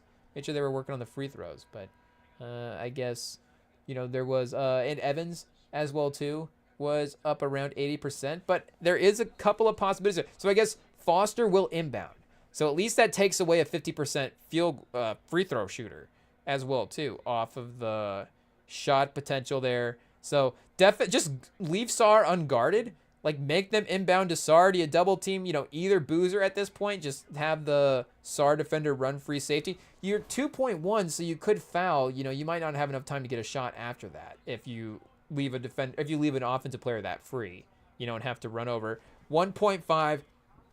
And are they in a 1-and-1, or is he gonna get? Oh, it says 2 shots on the bottom, so he's gonna have to miss both of these for them to get a look here. And it's Cam Boozer. Oh, jersey rip, chat. Hey, yo. Is he allowed? Does he have to sub out? They have to sub him out. He can't shoot these free throws. He's not allowed. It's illegal. St. John's gets to pick who they want, right? If the jersey tears, that's the rule. If the jersey tears, St. John's gets to pick who they want to shoot the free throws. It looks like they're going to let Cam Boozer line up, though. I guess maybe we don't know the rule book as well as we thought. First one up, Cam Boozer. That time he is clutch. I guess maybe not as much pressure. You know, you have 2 to make 1, basically go up 4 with 1.5. Yeah, they don't really have time for the second shot to make that fourth. Unless the crossover, he gets fouled on the crossover 3 this time. Again, March Madness, it literally goes down to the buzzer. There's still a second and a half left. Maybe something crazy. I guess 5 points. Now the and 1 is off the table as well, too. Half court shot, maybe for the spread. There it is, chat. Duke wins by 5. Patino, now we can shout him out. He goes home early. It is what it is. Sweet 16 run for St. John's is good. You know, losing to Duke is definitely no shame. Duke, the #1 team in the nation. We've all lost to Duke, chat. Hey, yo. It is what it is. You know, it's just a part of college football fandom. At some years, it's just a part of college football. You know, I think it's because there's a Shane Gillis, Peyton Manning commercial on TV right now. But what are you saying? College basketball. Wrong time of year. Hey, yo, Bud Light. This is not your sport. Hey, hey, yo. What's the official drink of the college I guess, you know, are they allowed to advertise alcohol during the college? We gotta lock in during the bracket, chat. Hey, yo. We gotta lock in during these commercials and see. I mean, you know, it's not the Super Bowl, so we're not necessarily like paying attention to that side of the game. But I don't know if there's like a ton of beer commercials during the college football or during the college basketball tournament. It's still in some ways a drinking tournament, but I guess nothing's going to match the drinking scale of college football. It is what it is. And even though a lot of do I say all? I guess I can't speak for all, but do all college stadiums have to cut off sales by the 4th quarter? I think that's everybody, right? And is that all games? I don't know. I guess we have to go to more live sports. It is what it is. But you know, even with that, just tailgating alone, and the NFL still does have, obviously, still, you know, the NFL has strong tailgates. Make no mistake. I mean, Bills Mafia leading the way. You have to give them credit. They probably take the podium as the #1 tailgating fan base in the NFL. But I mean, obviously, tailgating is, you know, the main. You know, it's the community of college football. It is what it is. So at least here in the Midwest. So you know, just the drinking scale and tailgating alone is pulling through. But you know, I guess we gotta lock in. It is what it is. So officially, did we get a George Clooney Casamigos ad or something? Official tequila of the or is that gin? Ayo. Again, we need to go to more top shelf tailgates. Ayo. It is what it is. A nice classy top shelf tailgate. But either way, ayo. Shout out to Duke. Michigan still up 10 with 10 minutes left here. Made 7 of the last 8 field goals as we lock back into this game. And again, shout out to our guy Edgefor as well too for a great season leading this team, 16-7-3. So yeah, he's gonna be a guy, I guess, in this end of the first round range. I guess like the Florida guys, Ejiofor or Thomas Haw. Hey yo, our personal vendetta against Thomas Haw. It is what it is. Ejiofor or Joshua Jefferson. Hey yo, he's at 5.6 assists per 36, right? Yeah, they always have it listed per 36 here. Let's see, per game, what was he at for the season? Again, he led his team 3.5. I don't know. Again, it's just random. I guess Jefferson 4.8. Shout out, pretty productive. So yeah, we gotta look at the tape, see what's going on there. Christian Anderson, Tyler Tanner, point guard from Vanderbilt. Isaiah Evans. Who are the other forwards in this range? Alan Graves, 6'9", 225. I guess he gets the freshman bump from Santa Clara. But Alan Graves or Zuby Ejiofor? I don't know. Again, even Caravan or Ejiofor. That's a tough one, though. You know, you do have the UConn attachment there with Castle, and at least, you know, that pipeline pause working out for the Spurs so far. You know, is there and then Dash Daniels from Melbourne with the 46 pick. I mean, I just draft based on name alone. Shout out. I'm excited for the second round this year now. We're going to get a guy named Dash Daniels. Hey, yo. Shout out. But not apparently Zuby Ejiofor or Terrace Reed. I don't know. Shout out former Michigan Terrace Reed. But either way, Michigan make it 11 now. 9 for 17 for the half. Yeah, only 4 field goals made for Bama so far in the first half. So this is the test, chat.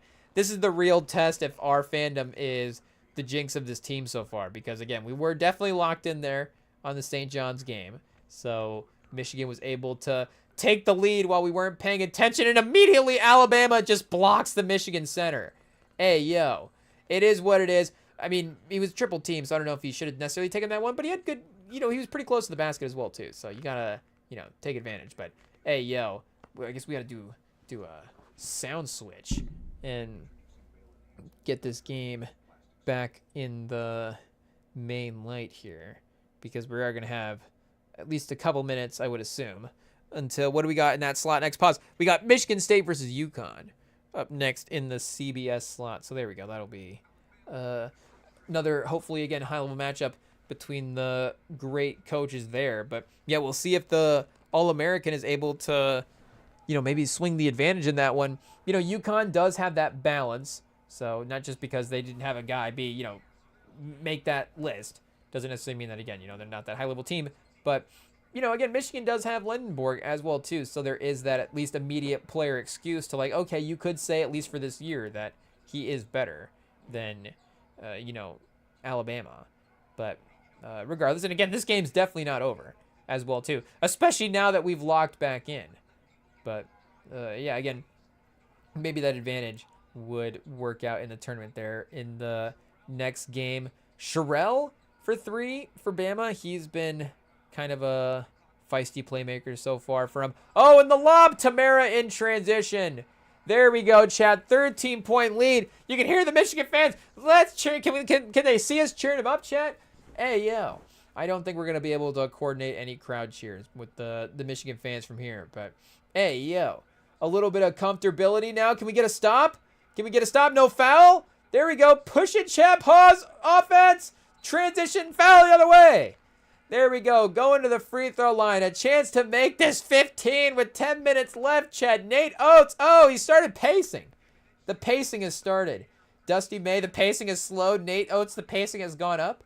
So that's we need like a heart rate monitor on the coaches as the game goes. Is like the win probability directly tied to coach's heart rate. Maybe at least if it's the, you know, scores start to go kind of like this, where, you know, again, the lead gets more comfortable than it has been in the past. And yeah, McKinney, like we're saying, has been super important for this team the entire time. Great game tonight. I mean, hey, loaded second round for 2026 if McKinney ends up putting his name in the list as well too. Hopefully there's a little bit of a run with him at the school here, but he is having a pretty talented tournament, and we know teams do like the Michigan guards as well too. You know, like we saw Buffkin get pretty highly drafted, and I don't think that was random. I mean, obviously Michigan has an ability to pull like high recruits. So Buffkin does have that, 5, was he maybe like a 4-star, but that 5-star sort of label. So there is that notoriety that the GMs are going to look at. And then, leading an offense, leading a team like Michigan with the responsibility that he had there, like teams are just going to be looking at that. So McKinney's ability to kind of play off the ball and have two-way impact, and again the 3-point shooting as well too. Like teams are going to look at that. I don't know if we go like combine testing and again sort of two-way ability here as well. But yeah, 6'4", 225. I mean, come on, what are we doing? McKinney's locked in.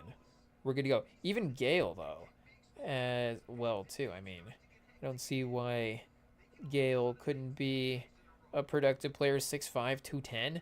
I mean, again, Michigan is a pretty overwhelming lineup at times. So, just to reinforce it there, I guess, just to reprove it again. But here we go. Transition. Lendenborg in and out.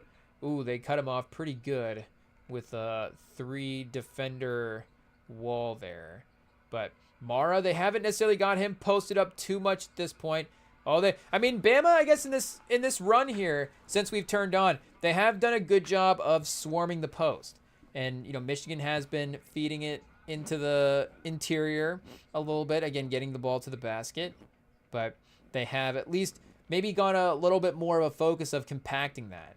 And, again, Michigan has been an efficient 3-point shooting team, but if you want to turn them into a volume 3-point shooting team and just see how that goes, and then again, if you're Bama, at least you're, trying to, that's a little bit more stylistically your game. Yeah, 3 points for Phylon in the second half. Now it's like, where'd the challenge go? Hey, yo, Chet, the rush of competition. This is, definitely not a boring season for Michigan when you're just rolling teams by 40 every game. In some ways, it's like, okay, I guess if I had to choose, that's not the worst one. That's not the worst outcome for the regular season. But it is, a little bit of a start watching the second halves. You're like, okay, what's going on here? I guess Michigan, they just showed Michigan themselves hasn't hit a shot in 5 minutes. So just the game in general has stalled. It is what it is. Again, the defense more so has locked in as well too. Like Bama is playing really, really tough right now. Lendenborg having a difficult time navigating. He should have taken the shot there, though. He tried to throw a lob to Mara, but the defender sunk back, and he had no one in front of him. He's like right at the basket. Nice little floater. He could have just, flipped that in possibly. And again, he's obviously had a great night up until this point as well. But maybe Mara, I guess they might not be in a spot to go to the free throw line. And I guess he did have number 3 right there, kind of right on his shooting arm. But I mean, you see the pass, he was able to get the pass off cleanly enough that, and just over him, where the effect, I think, and his vision on the pass, I don't know if he would have had a ton of vision on the shot, but you love the unselfishness as well. Tough corner 3, not able to go. Good contest. I don't know if they should have gotten a foul there. If that's the Thunder, would that have been a foul on the 3? Kind of contact on the wrist. As long as you just like enter the Thunder have like that Dune force field on them, where it's like Austin Butler in the Harkonnen arena fight, where he's like got the force field and you can't necessarily like actually pause. You can't actually stab him if you want to. Like that's the Thunder. Like, yeah, most teams you do actually have to foul them to actually foul them, but the Thunder you just like have to just like get in their space, and then that's a foul. You have to like actually give them room to operate. Like, no, here you go. You can take the, you can dribble past me. You can take the shot. You can get the layup. You can take the wide open 3. You can take the pull up jumper, Shea. I can't contest, because if I contest, then the refs are going to call it. The refs just call a foul on the contest now for Shea.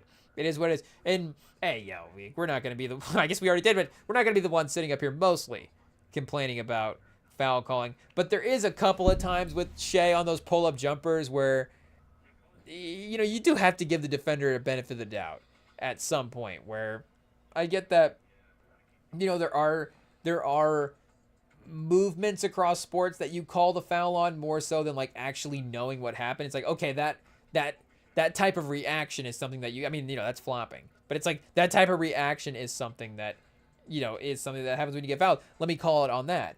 And, again, Shea can, respectfully, he can flop as well as he can draw contact. He can flop pause, but he can also, draw contact as well, too. But some of those pull-up jumpers where the defender just straight up just, like, contest really well, like, really close to the wrist, and they just call the foul anyways. It's like, okay, at some point, you got to make sure the defender is just, at liberty to contest. But what do we have here? A Charles Barkley diner challenge. Hey, yo, pretzel. Like a stadium food challenge. Pretzel and popcorn, cheese on a sandwich. Oh, what is this? Is this a bracket for, like, different food options? Food combos? Cheese on a sandwich, donuts in what? Kenny Smith is covering up the board. I can't see the options. So wait, I guess we don't have closed captioning. We don't know the rules, but they brought Nate Burleson out, so it must be a big deal. But there's an ice cream option as well too. Oh, they've got to try to make the shot, I guess. Pause. They've got to try to throw cheese on a sandwich, pretzel in a popcorn, ice cream in a something, or a donut in a something. Hey, yo. I thought it was just which one would you rather have. I was like, oh, it's a great question. I don't know. Coffee into a cup? You gotta throw coffee. Oh, ice cream. Oh, ice cream into a bowl. Donut into coffee. There you go. So there, it's like the diner stadium food challenge. You gotta, I guess, complete the menu item or something. I don't know. But cheese on a sandwich is a tempting option, Chad. I tell you what. Donut and coffee is good, but it's very specific. It's very specific to, I guess in some ways any time of day. And again, it's definitely gonna hit for sure. You get a good little, caffeine buzz with the coffee and just a nice sugar rush with the donut. I mean, that's, I'm talking myself into it right now. Pretzel and popcorn, I think of all these, is gonna have its cult following. Like the pretzel people are gonna be like, the pretzel people, YouTube might take me down for saying that. I'm just talking about people that like pretzels. But, the pretzel people out there they're really gonna stand up for the pretzels. It is what it is. And the popcorn people as well. And people that like things in their popcorn. Like people that are like, oh, you have to put M&Ms in your popcorn. It's like popcorn's good. But popcorn's more just like I want to eat something a lot. But, I don't want to get punished for it. Is really what it is. And, I want it to be salty. It's like how much? It's like I want to eat more chips. Is basically what popcorn is worse chips. Is that a revolutionary, at least for me and how I define, what I'm eating? I think that's kind of what it is. I think popcorn is worse chips. Again, some people, the popcorn fans are going to step up and be like, what the hell? Again, that's the point. That's the point. And the chips people are going to be like, boy, you can find chips that are just as healthy as popcorn. It's like, hey, yo, you like what you like. But at the end of the day, what we're saying, the pretzel and the popcorn combo feels like the most redundant and the most, the lowest ranked of the options. I think I gotta go cheese on sandwich, Chad. Hey, the other one was ice cream in a bowl, so it's just ice cream, which is great. I mean, that's a tough one as well too. Just ice cream, but cheese on a sandwich means you get a sandwich. So, hey, yo, do we just want a sandwich, Chad? It is what it is. IT, make me a sandwich. Don't worry, it's all guys back there. Does that make it even worse? I don't know. What's worse? What's worse? But, oh, man, it is what it is. But cheese on a sandwich takes the win in our Final Four bracket for the combo. Shout out to Michigan. I think Bama's going to go on a little bit of a run after us saying that. Just a little karma just making us nervous. I think it is what it is. I think we deserve it. Mara, though, with the little putback dunk anyways. See, Bama's cut it to 10. As if it's not 40 for this team, like we're saying, we get nervous. They're not used to it. A team, even 10, they're like, oh, what do we do? That's obviously not true. They're perfectly capable. But it is a little bit, like we're saying, traditional for them to have bigger leads at this point in the game, even over the last couple of games as well. So, in bigger picture, do we say Arizona is now kind of, I guess, do you say Bama is a better team than Arkansas? Or maybe they are just, kind of similar teams as well, too. They're both seated basically the same as each other in the tournament. And like we're saying, both led by elite guards in that same way. But missed free throw up 10 seed, Chad. Hey, yo, this is that karma getting us back. It is what it is. We'll make our own sandwich, okay? I didn't mean it. I just was saying we like cheese. Pause. Hey, yo. But McKenny, come on. We got to make 1 for 2. There we go. You got to make 1 for 2. Apology accepted. Okay, fair enough. But 19 rebounds for Michigan. Shout out. Just again, the effort. The effort is the thing that this team really does display. And I know that is, at some point it's like, I guess you do obviously also have to have the shot making skill as well too. I mean, the dribbling, Chad. The dribbling handle, the playmaking from Philo right there. I mean, there was like a carefreeness. He's like, I don't even care. We're down. He legit, again, just had the Michigan defender spinning. Another great highlight that didn't necessarily result in a play. So I don't know. Is that a common thread in his game? I'm not saying that. Like that step back that he had earlier that he missed the shot on, that wasn't like a flashy, like, oh, he's doing too much and now all of a sudden he's missing the shot and it's not a good play. Like that was just legitimately, he just created a ton of space on that move and it was just a legitimately great move. That was, him over dribbling, but he got the defender twirling and set up the offensive player. It just didn't happen. Oh, and another missed free throw. The free throws, Chad. That's a whole field goal now on the last 2 trips they've left on the board. Bama 12 for 13, Michigan 8 for 12. So hopefully, the execution here, Bama doesn't become a factor later in the game, because if it does get close, rarely are you ever going to be like, well, it's okay that we didn't make those free throws earlier in the game. Again, maybe in a 40-point game, things would be a little bit different. And shout out the Alabama player not able to quite haul in the play from out of bounds. Is that our first crash into the cameraman of the night? It is what it is. That is the thing about some of the setups for the tournament. And, obviously there have been their injuries. We're not looking past that. But you do have, in the Final Four, you get that dugout situation in the arena setup or in the stadium setup when you're in the football stadiums. But it seems like you do have a little bit more space to fall sometimes. Like in the space, like of course in the NBA, they bring the seats right up to the court. So you have the cheerleaders and then you have like the empty space behind that. And then at least you can fall there. That's neutral territory. You can just fall right there. It is what it is. But yeah, in the NBA, they're like, nope, we need the money. We're just going to put a bunch of bank executives and, a bunch of personal finance guys and data tech and cryptocurrency operators.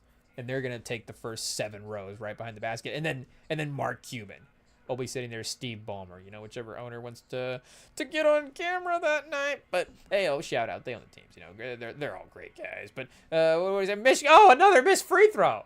Oh, chat. So you that's what we get. Missed free throws. That's fair. We'll again, it's fair as long as it doesn't cost us the game at this point. And to start off so well as well too, we were basically perfect. We were 12 for 12. And now all of a sudden we've gone 1 for the last 4? What is this?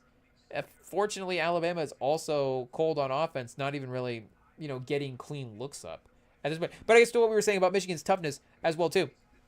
And now, again, with Castle being on the Spurs, there's just extra hyper focus looking back on that UConn team. Now it's like the greatest team of all time. It's like, again, Castle is like, obviously transcendent generational draft pick. We should have realized in the moment. And that team is one of the great college basketball teams to ever play. But, that team, again, wasn't necessarily like straight up the best 3-point shooting team as well too. I guess maybe we go back and look at the Spencer's 3-point numbers on there. They were maybe carrying a little bit. But again, being led by Castle and Klingon wouldn't have that traditional label that we would expect for 2026 of them being, that 3-point perimeter, at least element to the game in some way.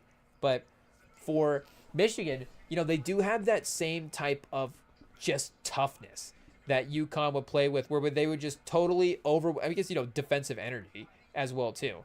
But they would just take over the game on defense and get to the basket on offense. And, again, with Klingon maybe not necessarily having like a post-up Pat Ewing type, or I don't know, Pat Ewing, like Hakeem or, whoever type, Kareem. Is there other guys we can compare Klingon to? Sean Bradley? I don't know. But I guess maybe we got to go, investigate Klingon. Get that Carlos Boozer search back up here for maybe Carlos Boozer. Klingon's not no Carlos Boozer when it comes to creating offense for himself. But, again, they were able to generate points by constantly applying pressure to the basket. And, if you get enough stops, obviously, it doesn't matter. 3 minutes without a point for Bama, 81-67. Oh, chat. Phylon. There we go. Brings it back to 11. It can't get out of control too much, I guess. And, in his mind, is he going to get to 30? He is at 30. A 30-piece, chat. Oh, it hurts. Pause. It's painful. Pause. Because, again, what were we saying? He was going to, torture us to the end and beat our... I think he's... Well, I guess there's 4 minutes left. He could still move back into Nightmare territory. At this point, he's not officially in Nightmare territory. It is just like, that is a great performance that you have to remember. And now it's almost the positive great performance. The great performance that didn't really make you nervous in the second half. Like, that's actually great. That's actually, like, we can really appreciate what he did now, looking back in the first half. Another big three by Michigan, 14-point lead, a big response as well, too. Again, when you get your best player maybe starting on the other team to get a little bit of rhythm back when he sees that three go in, but at least it got neutralized right away. Oh, is that a goaltend? I think that might be clean. That might be clean. Are they allowed to challenge? Are they allowed to challenge? He really looks confident. He looks confident. I don't think it got the backboard. But I do think that it's going to be close to see whether or not, it was on its way back down. But I think, again, in terms of him pinning it there, it was definitely clean. So 3.5 minutes left, chat. Hey, I guess we can update the ESPN in the background without the spoilers at this point. But yeah, 84-72 for Michigan. 3.5 left. Don't go anywhere. We'll see if the Michigan Wolverines are actually able to close this out. It's looking good. We can't deny that. But again, Phylon, he could be terrifying, and you never know. It's March Madness. Again, you have to watch till the end of the game. That's what we will do for our guys here. So don't go anywhere. We'll be right back to see and make sure that Michigan is able to close this out, that Dusty May is able to take this team at least one more round. We'll be right back.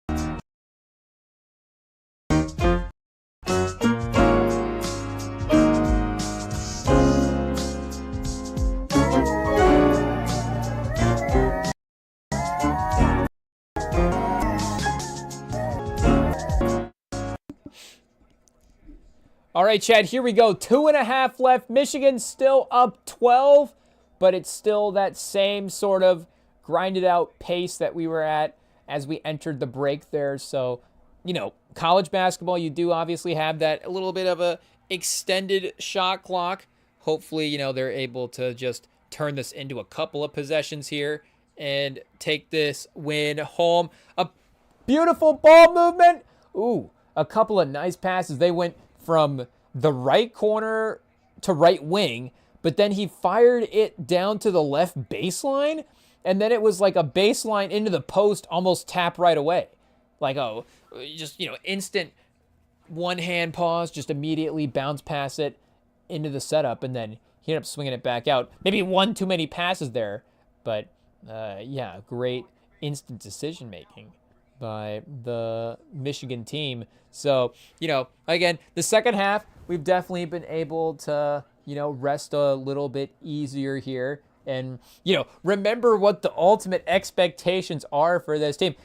Again, sometimes you can be a little quick in turning around with the mindset of where you're at. Because, again, you get that instant game thing. It's like, like we're saying, a bad matchup, a star player, he's going to kick our butts. Hey, what's going to happen here? Is this going to be the game?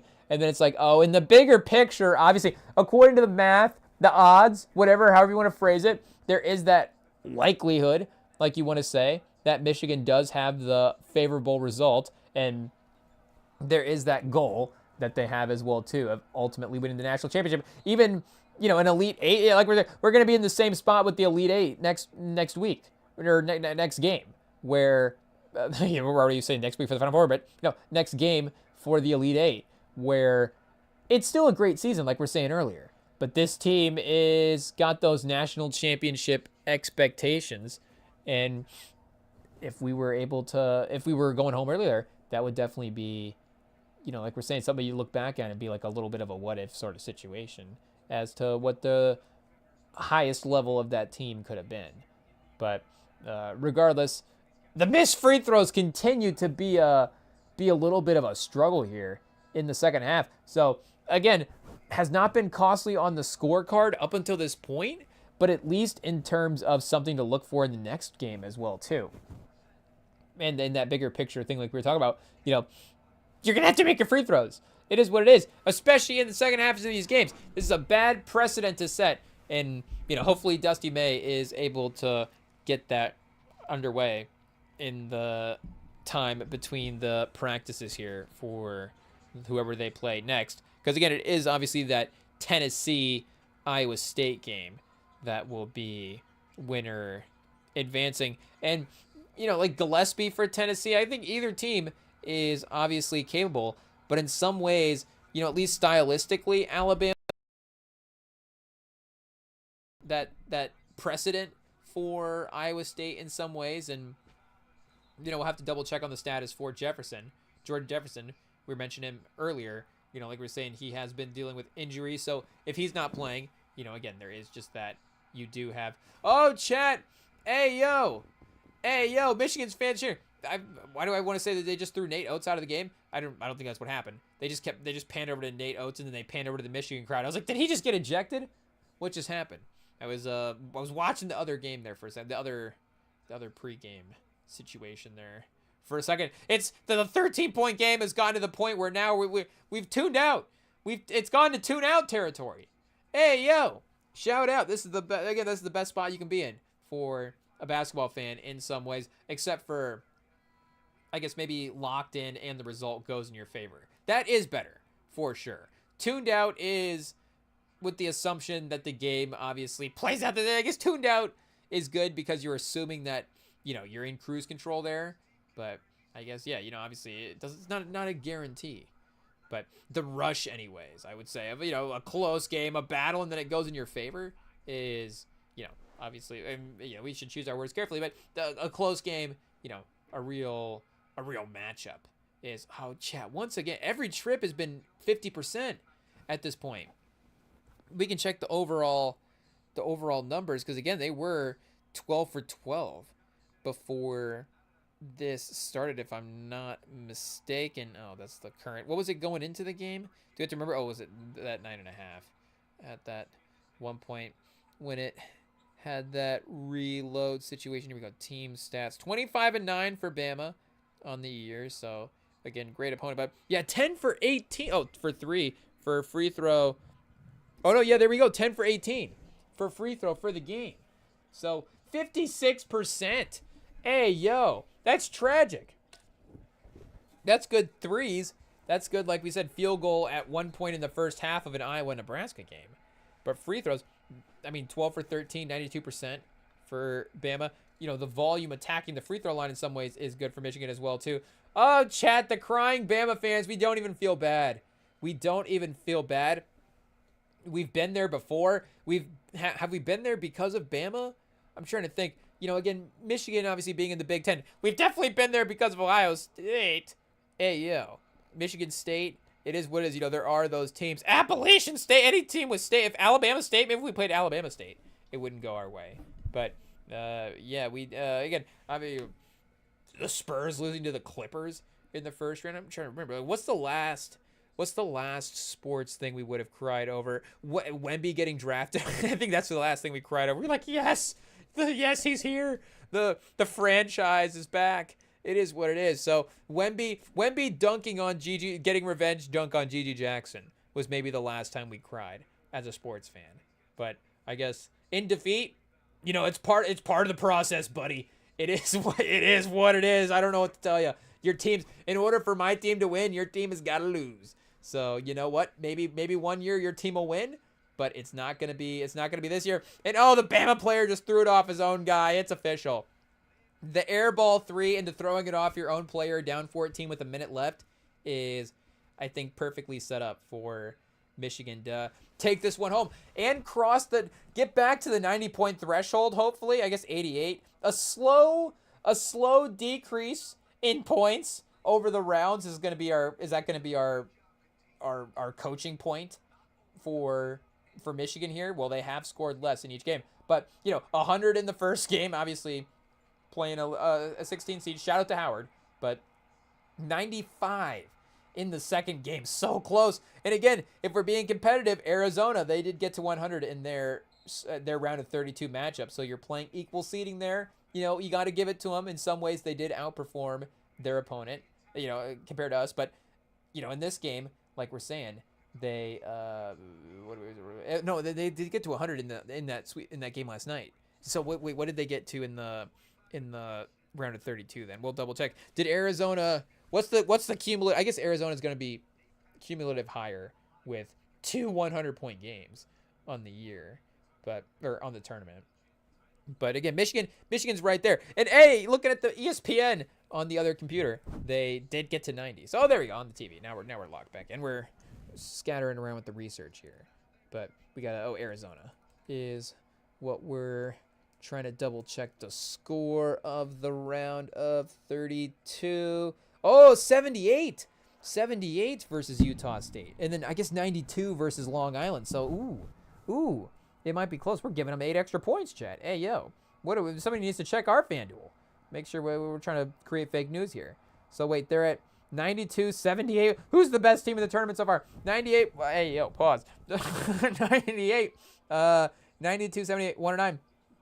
We got 279 for Arizona. And then what did we get to in the first game?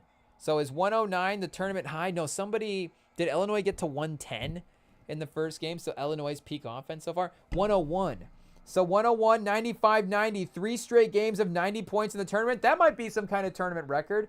I think that's really what subconsciously I was hoping for, is some kind of tournament record. Hey, yo, I guess if we lose now, we have a record. But now if you're a record-breaking team, you want it to be legit. So 101, 95. Oh, hey, I just gave them 90 extra points. 286 is the total. So they are, I guess, barely above what Arizona has done. But, hey, shout out. It's close. So I guess, still one more game for both of those teams. And it is March Madness. Neither of those teams could be in the Final Four. But, I mean, Iowa State versus, what do we got? Iowa State, now we got to remember, every side of the break. Iowa State, Purdue would be, I guess, a pretty logical, 2 seeds, obviously, pretty logical Final Four there. Iowa State, Purdue, Duke, and Iowa. Hey, yo. Iowa and Iowa State Final Four? I guess I didn't even realize that was possible. Again, that would be at the expense of Michigan. I guess we don't want that to happen. And I guess it could be Iowa State, Illinois. It could be the other way around. Pause. That could not work out in our favor as well, too, there. But, yes, hey, yo. We can breathe a sigh of relief. We finally have comfortably gotten the win against Alabama here. Or, we finally pulled away and we're able to comfortably get the win. Second career Elite Eight for Dusty May. Of course, that Florida Atlantic Final Four run is the reason why he got the job. And speaking of jobs, hey, yo, listening to Ringer Tailgate this past week, Tate Frazier, one of the hosts on there, is a North Carolina fan, and he is a little connected. I'm just saying a little connected. No disrespect, but I guess what are we comparing him to Woj? But he's a connected guy, and he was saying that Dusty May was on his wish list for coaches. So Dusty May I think is going to be on most everybody. We were talking about Bill Self in Kansas's run, and being like, hey, some of these new wave guys, what's fair to compare as well too. But it's like, obviously, if we were just talking about ourselves, we wouldn't trade Dusty May for Bill Self anyways. And I don't know, again, just to be specific there, how far down the list do you want to go before you, get to his name specifically?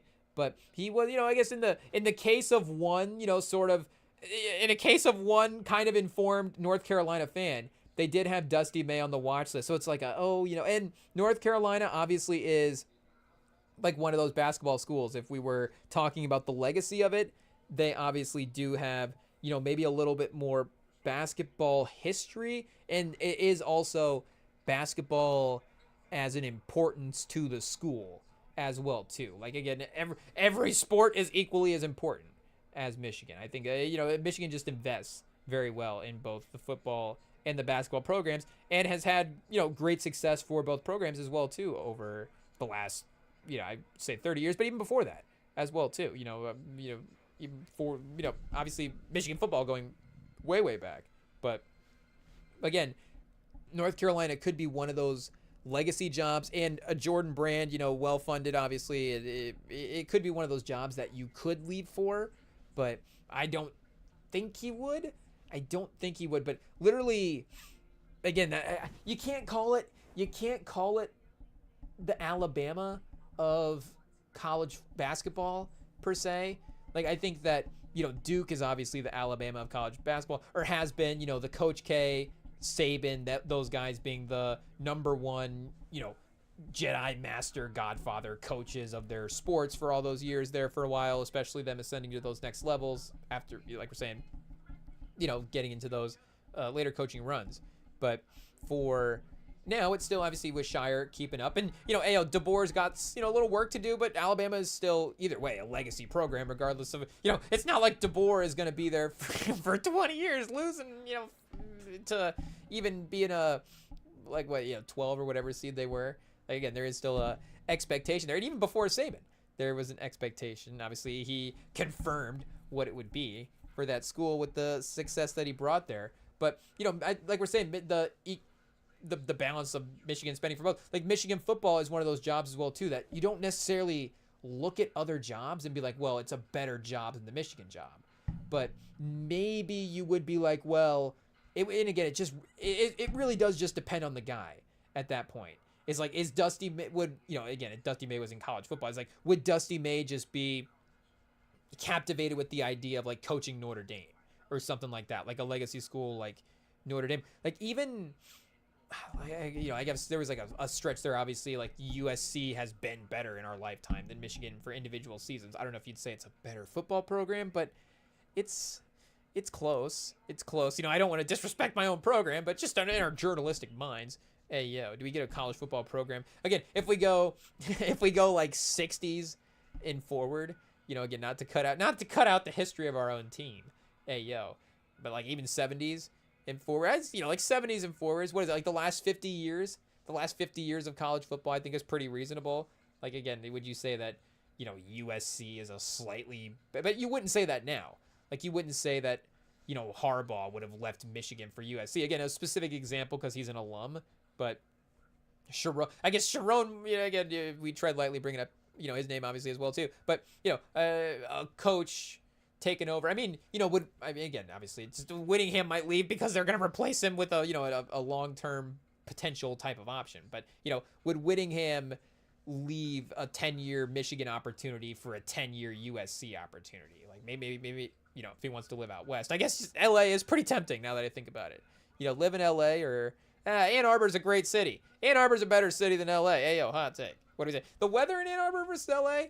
Weather talk on the Rem and Sam pod, but the city of Ann Arbor, the lovely city of Ann Arbor, chat, beautiful. It is what it is. But we got to build up the college town of the Michigan Wolverines.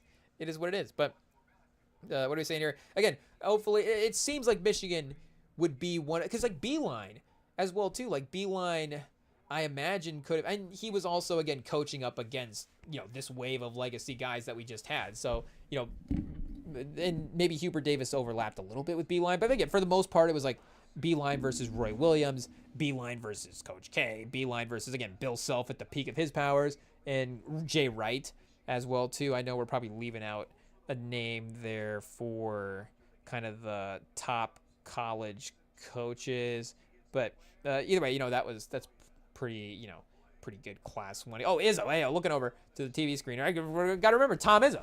It is what it is. But again, he's coaching up against all those guys. But it would have been difficult. Again, and maybe I guess he did leave for the NBA. So yes, Dusty May could leave for the NBA. But that's what would worry me more. And again, Beeline seemed like a college coach. It was weird when he did leave for the NBA, and obviously, not to speak down on the man, but again, the NBA thing just wasn't as successful as the college run at Michigan. It is what it is. And you could maybe see some similarities there with May if he were to, not to doubt his abilities again at the next level, but I do obviously think he's just a very, very successful college basketball coach. But I guess hopefully, there's like a little like, does Michigan need to win the national title this year with him because he might not be there next year or whatever? I don't know. Or just, he might not be there in like 3 or 4 years. And this, again, in terms of the bracket playing out in their favor, the transfer portal playing out really well for him. Like, this is, lining up in a way that could work out. People were saying that their quadrant was difficult. The offensive firepower is there, and they have been able to navigate it so far. And again, like Arizona in the Final Four is a crazy matchup if that were to happen. And then, hey, like, what are we, rematching Duke or something? Rematching Illinois or, hopefully we play Iowa in the national championship game is what happens. Now I'm calling them out, and now it's going to go against us. It is what it is. But, yeah, shout out to Dusty May. This is great stuff with the turnaround and the run that this team has happened. But rest in peace, Kobe. We got to say it, chat. The great line, work not done, job not finished. That's what it is. Job not finished. Oh, chat, we missed the Lendenberg step back from earlier in the game as well, too. Put the defender on the floor. A nice crossover of the tournament. It is what it is. So Lendenborg getting in the highlight reels as well too. Again, he's kind of a fundamental E player in some ways. Again, he's not necessarily a Tim Duncan type, but a little low key in terms of the flash. Just a nice, execute properly throughout the course of the game. But he's going to, at least make highlight reels with that play there for sure. But hey, with all due respect to Izzo and the legacy, and he's a great coach, shout out. We love the effort that he has in the team. Michigan State missed their last 8 attempts. Hurley, he's doubled up on the points early. It is 10-5. So, we just saw Michigan down 11-4 to start their game. Turns out 11-4, you can actually make up those points. It is what it is. And again, Fears, off the dribble, chat. Not quite able to get it to go there. Decent look, and they do get the offensive rebound. But again, Hurley's tournament success here. The locked-in performance by the UConn center. Did he strip that out of bounds? We got to switch the sound over here and get this game going for a couple minutes. Shout out our guy Jalen Rose on the broadcast as well, too, for the Michigan game. You'll love to see the homer happy. It is what it is. Michigan media homers, there are a couple of them for sure. But, again, there are just other schools that have more people in the media. And obviously, again, for us directly, if we're talking that college football angle again, and especially guys on the desk, you do get Desmond Howard, but you also get Herbstreit, and then you get Herbstreit in the broadcast. It is what it is. So, again, it's just a double dose of Herbstreit, a double dose of the Ohio State. You hate to see it. It is what it is. But, you get this team being successful, winning nationals. Herbstreit can't contain himself. So we know we need to see Jalen Rose, with the same excitement. Get Jalen Rose calling a game is really what we want to see. We want to see, and I know, maybe, I guess they did make amends. The Fab Five has been seen together. They are all friends now, we will assume, but, Chris Webber, obviously, a legend at calling games. Get Chris Webber and Jalen Rose in the booth. Just the whole Fab Five. Get him in there. And we're pronouncing that B, chat. Don't worry, we got it. But we just get him in the booth, call the national championship game. With all due respect to Grant Hill, is that great? Bill Raftery and Chris Webber and Jalen Rose calling the national championship game. Grant Hill, he's got, Team USA, the Olympics. They're right around the corner. So he's got some work to do. We're just trying to make sure that the focus is in the right spot there. But 15-5, chat. 15-5. We're not gonna assume too early, but some of these bracket picks are not looking too bad. It is what it is. That was the hope for our bracket score, was gonna be, we're not gonna win anything, but at this point, our first round was so bad that we immediately disqualified ourselves from winning. But at least we can put some respect on our name by making up some of these points with the later teams advancing. And, fortunately, ESPN gives us more points for these later teams advancing. It is what it is. So I don't know if we should get that, but, we'll take it. We'll take it. Pause. So, our bracket is slowly creeping up the rankings as the tournament goes along here. Let me pull it up off screen so that way, it's like showing the fantasy team. It is what it is. But just as a reference to, look at the we got to look at a bracket at some point. So, chat, we're in the top 2/3. We're in the top 2/3, 65.7%. It is what it is. I don't know, Duke in some of these close games, if maybe they're at risk. I guess we do have UConn over Duke, though. Maybe Duke puts us at risk the other way. I think maybe Camp Boozer eliminates a Final Four team there. Maybe the Final Four is where we fall apart. So if UConn wins this game, we have them winning against Duke. We have Arizona over Purdue. We have Michigan over Iowa State. So I guess I kind of want to repick Tennessee? Maybe. But I'm not unconfident in Iowa State there. And then we had Nebraska over Florida, so that we got that totally wrong. It is what it is. Even though I think when we originally did this on the live stream, we did pick Iowa, and then we just doubted ourselves off the live stream. And no, wait a second. Did I pick Florida? I have no idea what I picked. I literally have no idea what I picked. I picked Iowa over Florida, but I picked Nebraska over Iowa. Okay, there we go. It is what it is. So that's making up points that I didn't even know I had. Shout out. But yeah, so I guess we had Illinois over Nebraska in that situation. So the Final Four, I guess it could be like we're saying Iowa, Duke, Purdue, Iowa State, and then now we just have 0 points left. That is definitely very possible here. And maybe if Tennessee does win over Iowa State, then, you know, we lose out on some points there as well, too. But, hey, overall, honestly, a respectable showing. A respectable showing. Ranked in the top 10 million. Whoa, chat, 9.4. You heard it here first. This is why you tune into the Rem and Sam pod bracket, because we're 9.457630 on ESPN right now overall in the top 10 million. And in our first take group that we're in, we joined the first take group, and we are 200,000 in that group. So I'm not saying elite, but I'm not saying, oh, chat, and the number one bracket in this ESPN first take group, its name is Daddy Luke Has No Ball IQ. Hey, so pause. But, hey, yo, we're just going to call him Luke out of respect. I think maybe other people refer to him that way, but we're just going to say Luke, or just this guy. But this guy's bracket is no basketball IQ, and somehow he's got all the picks right? Hey, yo, this is some AI right here, Chad. This is some AI. This guy hasn't gotten a pick wrong? I thought we had no perfect brackets.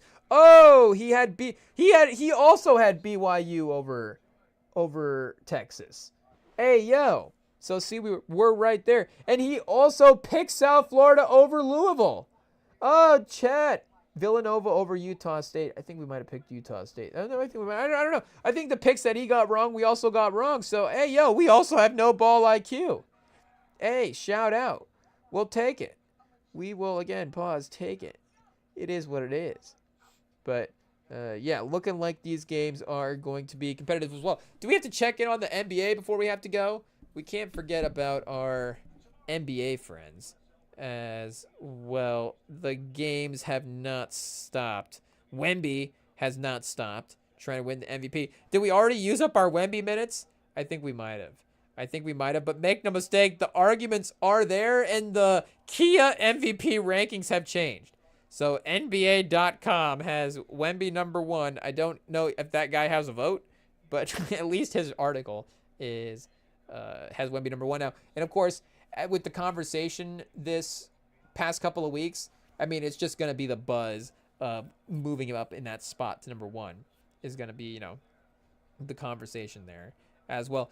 Oh, Filipowski versus Jokic. Is that the first thing that jumps off the board? I mean, Filipowski 16-6, Jokic 14-8. It really is a battle.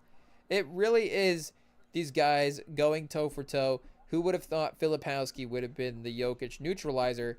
But half of basketball, and it seems like that's the case. I guess Cody Williams, Bryce Sensabaugh, John Conchar. That's right. They did get Conchar in the Jaren Jackson trade as well, too. So, hey, yo, I mean, Utah's got to bench Filipowski and Conchar. They're too good. Is Jamal Murray 17? I mean, they're just balling tonight. They're just playing with them. It is what it is. They are just going shot for shot. Yeah, 7 for 12. Oh, and he's only missed his threes.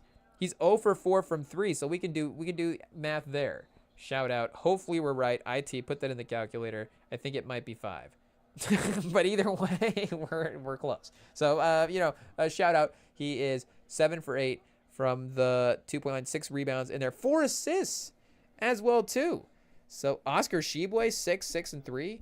So, you know, not the points, but the box score impact is definitely there. Just a little shout out to Oscar Tshiebwe, another tournament legend, and some, I guess, do we say tournament legend? But you know, he was good at Kentucky, that's for sure.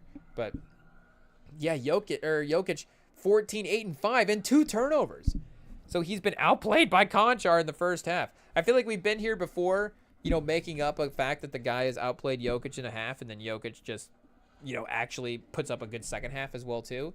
You know, it's difficult in the NBA to do it for 4 quarters. Pause. You know, even Bam Adebayo knows how tough it is to have an incredible game. But yeah, you know, I think Jokic will probably end up with the better stat line. But who's to say? Who's to say that this is just the Philip? Because what we did have that game at the end of the season a couple of years ago, and it was literally at the end of the year where Wemby, and it wasn't like, you know, well, we didn't know about Wemby, and then all of a sudden you had this Jokic game. But it was like that first real Wemby's having an impact in his fingerprint on the league moment, where he gets that win over Denver and then affects the playoff seeding. You know, is this Filipowski's Wemby moment? Hey, yo, what is Windhorse call that? Where the player has their like superstar moment. Does he call it the Anthony Davis moment? I don't know if he calls it that, but I know that he talked about it with Anthony Davis at one point. But there's like a superstar moment that he says that these players have at some point, and he has a term for it. But maybe Gemini. Can we find it on Gemini? I'm not sure. Let's see. Brian Wind. How do you spell wind? Horse. I guess we should probably know from searching his rants. Oh, here we go. Brian Windhorse. The third Brian W. Brian Wilson. Brian Wingert. Oh, that's the real estate agent in the state. And then Brian Williams, the journalist. And then Brian Windhorst. So Brian Windhorst might actually be the number one Brian W. Hey, yo. We're going to do a Brian W. rankings on the next episode. And stay tuned. Spoiler alert, Brian Windhorst is number one. It is what it is. Unless there's like no, I don't think there's any Brian W's in sports. So, playing. So, they immediately have to be over Wendy. I guess if they're averaging 16 a game in the NBA, then they're over Wendy. No, because Wemby, I mean, he's the Wemby of analysis sometimes, but Windhorst, he's got to be like he's got to be like a 28 point a game guy for sure. I mean, third, he's Luka, right? He's Luka, and then sometimes, he'll go on a rant on First Take and be like, did you see Windhorst dropping 40 this week? Like, this is crazy. Windhorst might win the MVP. And don't take the Luka comparisons too far. Hey, yo. It is what it is. We're just talking about the 40-point-a-game triple-doubles. But let's see. Brian Windhorst, superstar moment. What is he referred to that as? Brian Windhorst, ultimate. Oh, just his superstar moment was the Rudy Gobert rant. That is true. What is going on in Utah? But, in terms of what he actually has for that phrase, dynamite. Oh, Brian Windhorst has made the greatest leap we've ever seen in sports television history over the past 2 days. Oh, is this from the rant? Hey, yo. Windhorst has been one of the best NBA reporters for years. He's always been one of the best, Chad. Hey, yo. Windhorst. Shout out. Call in. But, I guess we'll figure out what he refers to that some other time. But, yeah, Filipowski's having it right now, Chad. NBA puberty. Oh, and he gets the bucket to start. We might have to throw this game on, honestly. Be watching fourth quarter, Filipowski versus Jokic. This is the most dramatic game of the night. Chat, UConn on a 21-2 run. It's 24-6. State doesn't even stand a chance. Again, we don't feel bad for him, but it's just incredible to see. It's just beautiful, chat. You love to watch it. Tom Izzo just getting absolutely destroyed by Dan Hurley. Again, I don't know if we can say that we're big Dan Hurley fans, but tonight we are. It is what it is. And tonight, I guess we are fans of Filipowski as well, too. Shout out for the MVP performance. It continues. The score only continues to go up. He cannot be stopped. The playmaking is all over the place. Boston did get the win over. We don't even call him the Hawks anymore. It's just Jalen Johnson. I guess, MVP Peyton Pritchard as well. It's that time of year. Max Strus for 29. Max, chat. Whoa. Max with 31 and 7. Shout out. Dallas. Hey, yo, did Nico Harrison trade him or did the next guy trade him? I mean, maybe it's just the GM jinx over there for the Mavericks. I don't know. Durant with 25, Jabari with 21, Sengun with 14, Thompson with 18, Shepard with 15. I mean, just the balance from the Rockets is beautiful to see on the box score sometimes. The symmetry there. And then Tari Eason with 16 as well, too. But yeah, Max, chat. Hey, yo, our guy Taylor Hendricks, a little 2 for 11. Shout out. A work in progress, but he's getting there. Oh, Chad and Sengun got Gigi Jackson tonight as well, too. Gigi Jackson can't catch a break. It says here that he hit a half-court buzzer. And, again, I hate that we're the ones that have to bring this up. But, we're so pro-Wembanyama that we have to bring these things up every now and then to kind of balance it out. Gigi Jackson also did dunk on Wembanyama pretty viciously in that game. And we were literally just talking on the live stream about how I think we just said something about people not dunking on Wemby. And then it's just like, no, actually it can happen. We'll just send Gigi Jackson his way. And then, bam, somebody just dunks on him. But, I mean, Wemby immediately with revenge. And even, like, it would be difficult, you would say, for, again, Wemby's like a foot taller than Gigi Jackson. So you wouldn't necessarily think that. And we were just talking as well, too, about tall guys dunking on short guys. And about how that's not, like, can that be your career-defining dunk if LeBron James dunks on Jason Terry? I mean, maybe is that the new phrase for it? Hey, yo, If you do like because there is the poster dunk where the guy jumps with you, and that's what happened. And Gigi Jackson is obviously like a crazy athlete. Like, he jumped high enough where he made that really difficult for Wemby. Like, Wemby did have to literally throw that over the top, and that's why it is impressive, because, you know, again, he had to like literally throw it over the top of him versus just like, I'm jumping and he's too short and I can't even see him. Like, where is he at? Like, again, like DeAndre Jordan versus Brandon Knight, like we mentioned. Like, that Wemby dunk versus Gigi Jackson is better than DeAndre Jordan versus Brandon Knight, and I will defend. And put me in a room with 20 NBA fans who disagree, Jubilee, and I will defend it. It is what it is. We'll comb every frame, and then I'll watch that DeAndre Jordan dunk and be like, that's pretty business. But that one, see, that's a junk right there. That's a junk dunk. Oh. Ooh, and it's you know, I don't know if that's a term we want to create, but I think we just did. We just created it. It's the junk dunk. So when when the guy goes for like the offensive foul attempt instead of actually going to block it, but then they don't call the foul, and it's just like, well, I just got crotched.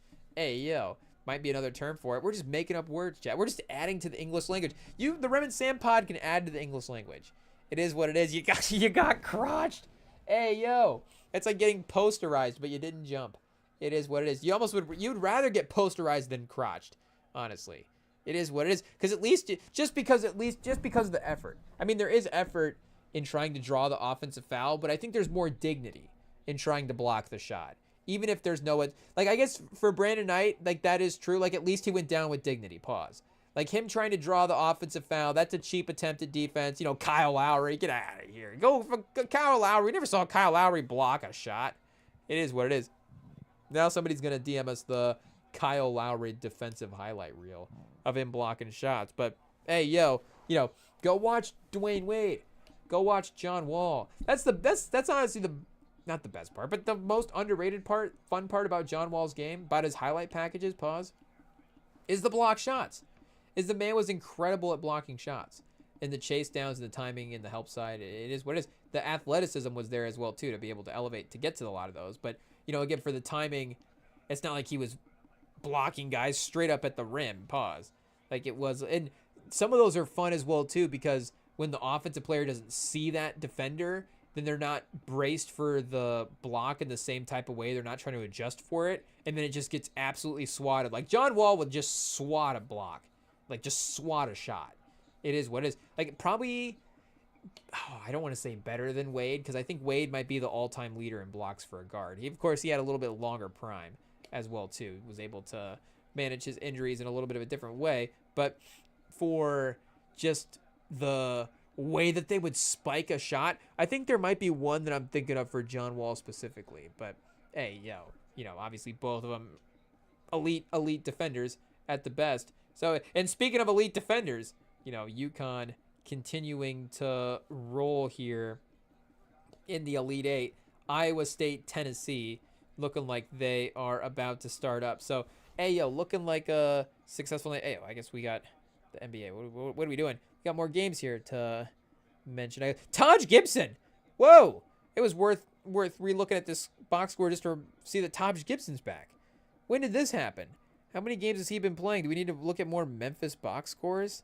Oh, man.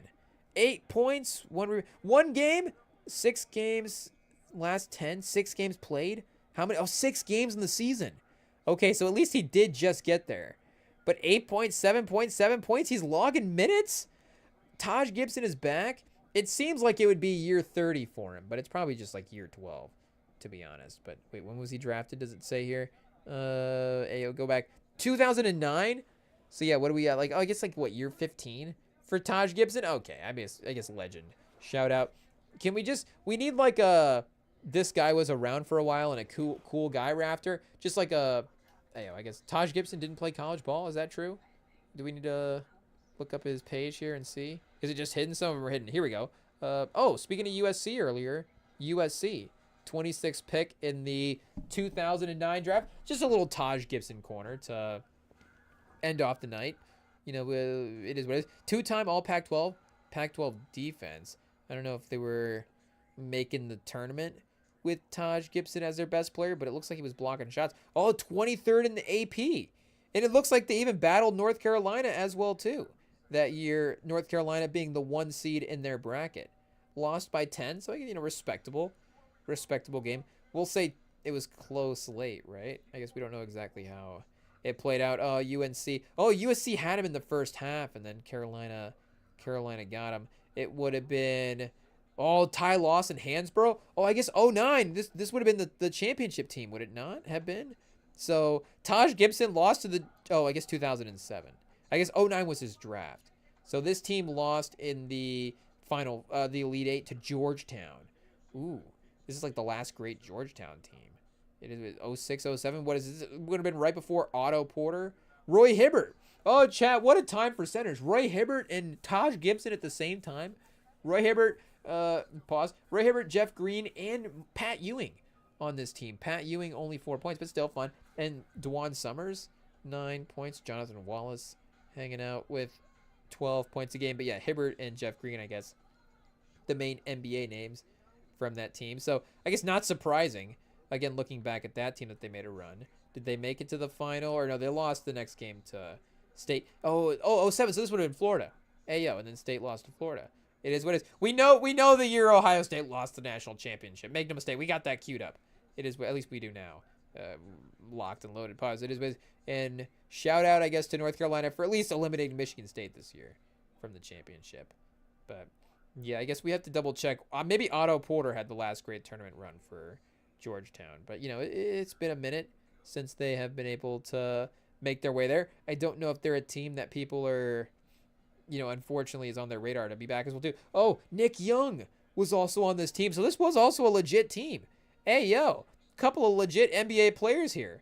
Nick Young, unfortunately, I guess only 1 for 5 in this game. I don't know how many years he was hanging out at USC. 2007 draft, 16th pick, so he was gone. Oh, he was there before Taj Gibson. So that was their year. If they had more time, chat, imagine, could Nick Young and Taj Gibson have won a national title? Henry Bibby started off as the coach. Any relation to Mike? We got Greg Pruitt as well, too. I guess had some NBA minutes, though. I guess I'm not as familiar. But 12 and 17, and then 17 and 13 the next year. And then, yeah, bringing in Taj Gibson. So you get 3 NBA guys. I guess that makes sense why, you're going to be a top 25 team when it plays out like that. But I guess, was that his best tournament run then? 21 and 12. They made it as a 6th seed, but lost to Kansas State. The 11th seed. Oh, and then he played with OJ Mayo. Oh, even better, chat. I guess in terms of the basketball talent there for a little bit. 20 a game. But just an early tournament loss. We should have known. It wasn't Taj Gibson. We were blaming OJ Mayo. It is what it is. We wouldn't be the first. But 67 to 80 is unfortunately not. But Michael. See, you got to look. Michael Beasley. They lost to Michael Beasley. So that does make sense. If you're going to lose to a star, that's that superstar. The number 2 overall pick in the draft. And I know, say what you will, but shout out. Michael Beasley was a baller.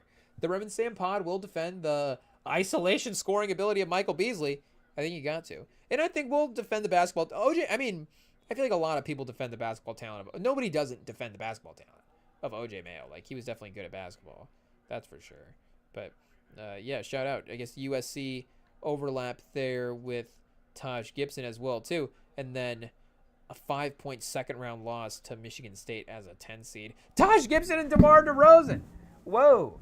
Hey, yo, I don't know if I got too excited about that, but, it's been a great night with Michigan winning, and it's just a fun trio of guys to play with. Pause. If you're Taj Gibson, weirdly, again, no overlap. I don't know if it would have been possible to have Taj Gibson, Nick Young, DeMar DeRozan, and then we just forgot who the last guy was as well, too. OJ Mayo. That's right. OJ Mayo and DeMar DeRozan obviously would have been crazy. That would have been crazy. And Taj Gibson. And they just had Vucevic. I don't want to, now all of a sudden I'm being racist to the white guy, but I didn't know Vucevic went to college. He didn't go to college thing. I just assumed his name was Vuce and he didn't play in the U.S. It is what it is. I'm calling myself out. I'm calling myself out and holding myself accountable. I did not know Nicholas. I just call him Nicholas now. I did not know Nikola Vucevic went to a U.S. college. It is what it is. But 2 points a game at USC. So I guess he did up that to 17 and 10 as a junior, and has again obviously had a great career. James Dunleavy. So yeah, Taj. I mean, you know, if DeMar DeRozan had stuck around a couple more seasons, that would have been a crazy trio of those guys. I guess Taj Gibson was like, I'm leaving for the NBA at some point. But the DeMar DeRozan USC years, I mean, shout out, you know, DeMar DeRozan, you know, great. Obviously, we already have to do the, don't forget about DeMar DeRozan as a great player. It is what it is. But, you know, definitely underrated skill set for sure. Again, if we're judging, it's a different player ranking. We got, for some reason, have to do a player ranking to get Ja ranked super high and a player ranking to get DeMar DeRozan ranked super high. But just like general, you know, basketball skill, shot making ability, like offensive shot moves, like offensive package, you know, collection of moves. Like, it's definitely up there for DeRozan. Obviously, footwork is, you know, he's one of the leaders in the footwork movement. That's for sure. But just in what that allows him, obviously, to be able to do is a wide range of things. Pause. But then I guess Vooch and Alex Stevenson after that was the team. So, yeah, I guess maybe, you know, again, not able to keep all the guys around. But I guess shout out to the Taylor. And didn't, oh no, the Lopez brothers went to Stanford. So close, chat. We were in the right state, but not quite the right school there. And I'm trying to think. Oh, 6-26. After that, Dwayne Dedman on the 6-26 USC team. Shout out. Dwayne Dedman, obviously, fun Spurs run, fun NBA player. I think, is that the, well, I guess I don't know why we were going to randomly bring up the DeAndre Ayton, Clint Capella. Just, you know, we don't need to drag Dwayne Dedman into that. But, you know, DeAndre Ayton, there are names out there. There are names out there that now give you a look at him and you're like, hey, you know, you could be that. Could be that. And Dwayne Dedman was a great player as well too. So, you know, IT, cut all that out. It is what it is. We got to go. We're starting to bring up names in negative ways. We don't want to do that. We don't want to do that. Have we been doing that all night, chat? I don't know. We try our best. Shout out to all the guys playing basketball out there. It is what it is. You know, we're just talking about it. But Dallas versus Portland. What else is going on here? I mean, Utah can't be stopped. Utah can't be stopped. I don't even know what we almost just called them there. Jokic is 9 for 9? Hey, yo, 9 for 9, 10 rebounds? I mean, even with as good as Filipowski is, this Jokic guy is really putting up quite the stat line. Let's see. Filipowski, 25 and 8. Chat, I guess it's official. It's official. UConn, Michigan State has to go. It has to go. Actually, I think there's 4 minutes left in the half and 4 minutes left in this third. We might be able to do a little, you know, once this goes to halftime, turn that fourth quarter on and see what happens there. Wait, we do have, Brooklyn versus the Lakers is playing. Luka might get to 40 right away. It is what it is. We got him. The Nets are bad. You heard it. A little satire. Luka, is Luka going to get 84 tonight? Let me just look real quick on the FanDuel and see if Luka 80 plus points is even a prop. I feel like you could get 50 plus for some of those high scores on the alternate spreads, but I don't know if they ever had 80 as an option, but maybe now they have to. 40 plus is the highest you can go. Can I bet that twice? How does that even work? He's plus 320 to get 40. So can Luka have 80 points? Did they rework the app, or are they just limiting the options? There's got to be more. Come on, Polymarket, give me something. Kaushi, how do I bet Luka to have 80? What sports book do I have to go to? Oh, here we go. Okay, 45. 45 is the highest. I guess I clicked on Denver versus Utah. So Jokic to get 45 for the rest of the night, 20 more points. But let me see here. Wait a second. Luka versus Brooklyn. I feel like Brooklyn, though, would Brooklyn be way less likely to give up 80 than the Wizards? I don't know. But either way, let's see what we got here. Luka is minus 300 to get 30 points. He is, 50 is an option for Luka. Plus 1260 to get 50. We got to do it, chat. Pause. We got to just have pause a little bit. A little bit sprinkled on that. Let's see here. We can multiply that 12 to, it's already decreasing. It's already decreasing. So if Luka goes for 84 tonight, at least we made a little bit of profit on that because, you know, we got him on 50 plus. But we got the Mavs. Cooper Flagg leading the Mavs over the Blazers to start the second quarter. Drew Holiday with 10.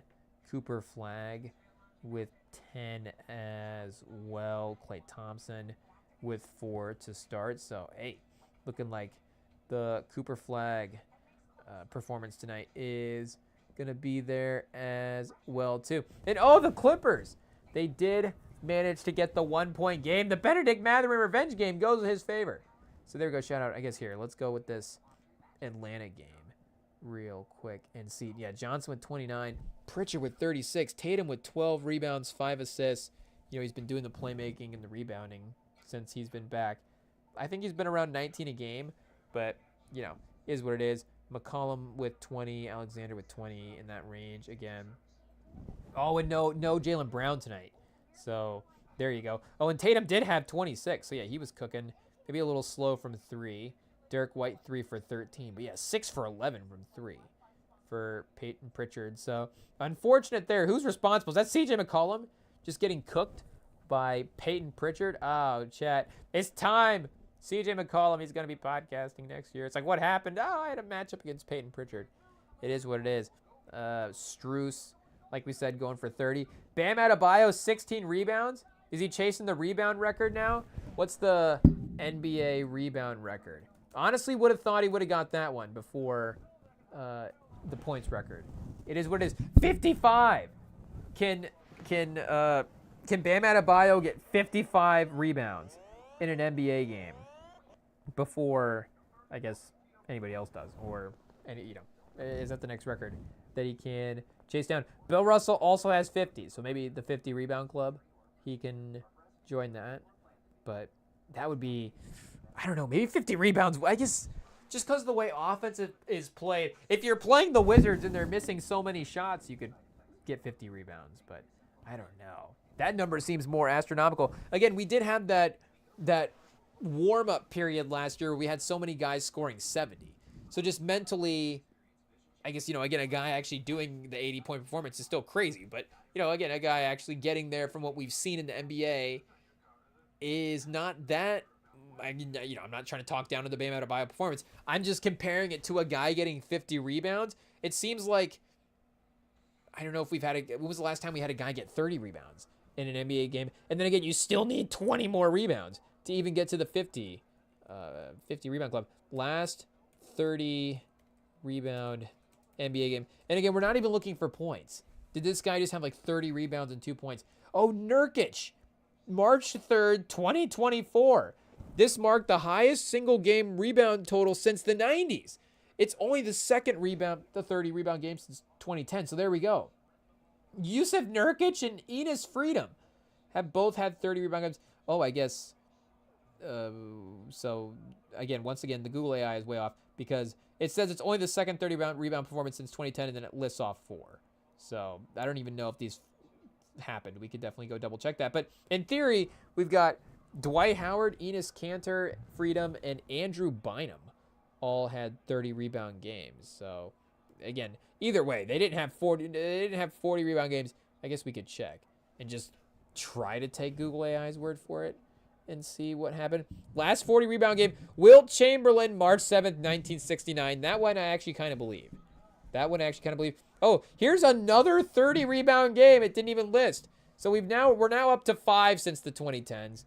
Again, I guess these are slipping through our memory. In the scale of NBA games, 5 is still not a lot, but again, 30 rebounds is pretty memorable. Kevin Love definitely one though that makes sense. He was obviously a great rebounder for sure. So not to say that Nurkic and Enes Kanter, Freedom aren't, and Dwight definitely was as well too. So wait, let's double check. Dwight Howard career high. I guess we could go rebounds in a game record and actually just look that up here because again, this is what Bam Adebayo is going for next. Rebounds in a game, it has to be. But Bam Adebayo hold every record. Assists? Imagine. Would Bam Adebayo be the greatest player of all time if he broke every record? I think it's a way to make his case now. He's got to go to Spoelstra and be like, I've got to try to get these records. It is what it is. Oh, chat. I guess the basketball reference. Oh, it is going to work. It is going to work. Shout out. He got to, 30 rebounds. Here we go. As a Charlotte Hornet? As a member of the Charlotte Hornets, he put up 30 rebounds? Hey, yo. That's why we don't remember this game. because it didn't mean anything. 31-41 against Brooklyn. Hey, yo. So once again, Luka's going to go for a ton of something tonight. Pause. But he was, hey, yo, 10 for 17, 32 and 30. Kemba Walker, 24. Jeremy Lamb, 17. Dwayne Bacon was on this team. Hey, yo. We had Dwayne Bacon stock. Dwayne Bacon was a baller. Shout out. Are we calling out Dwayne Bacon? Russ Smith and then Dwayne Bacon? Dwayne Bacon's he's going to definitely get us. It is what it is. The Baconator, shout out. A little, I mean, I hate to say Joe Johnson, but, oh, chat, we got to go. We're comparing Dwayne Bacon to Joe Johnson. It is what it is. It's getting late. It's not even really. But Iowa State, a little 4-point lead. Okay, Michigan State's cut it to 10 here. They've cut it to 10 in the first half. 1:45 left. You got to love the calm, collected effort. They've made four in a row. I mean, even 10 going into halftime is encouraging. That in general is manageable, but you get this to single digits, it's like, who cares? You know, it's basically a normal first half at that point. You just pretend like you played well. I guess you don't if you're Izzo. Probably going to do a little non-positive coaching at halftime like we saw earlier, but you know, maybe obviously we trust him at this point to make the moves. But yeah, I guess we'll see, you know, about tracking down a 40 rebound game some other time. Either way, that's the NBA recap for the night. It is what it is. Shout out to Filipowski for winning the Rem and Sam Nightly MVP. A new award here on the Rem and Sam pod. We're giving it out to Filipowski. We'll see if he is able to be the first repeat winner as well too. But Kevin Love, I imagine, definitely for sure got that 30-point game confirmed. Because again, did Kevin Love average more rebounds per game than Dwight? Hey, yo, what are we doing? But he would have been close. Oh, 9 per. I guess the career numbers recently have kind of brought that down. Because yeah, he was 15, 13, 14, 12 a game. And then, yeah, he has just too many seasons here. 6, 7, 8, 9. It is what it is. You know, being more of a perimeter player there for a little bit as well too kind of moved him away from the basket. He wasn't able to even have those rebounding opportunities as much. But yeah, 31 his third year in the league. 43 and 31. Was that the same game? 51. Kevin Love also had a 50-point game. Again, I mean, Minnesota Kevin Love. Hey, yo. Is there a bigger discrepancy on like the trade still worked, but you didn't get the and I mean, all respect to Kevin Love. He was still great in Cleveland. But, I mean, just again in Minnesota, I mean, some of those numbers were like, you don't even realize what the box score was.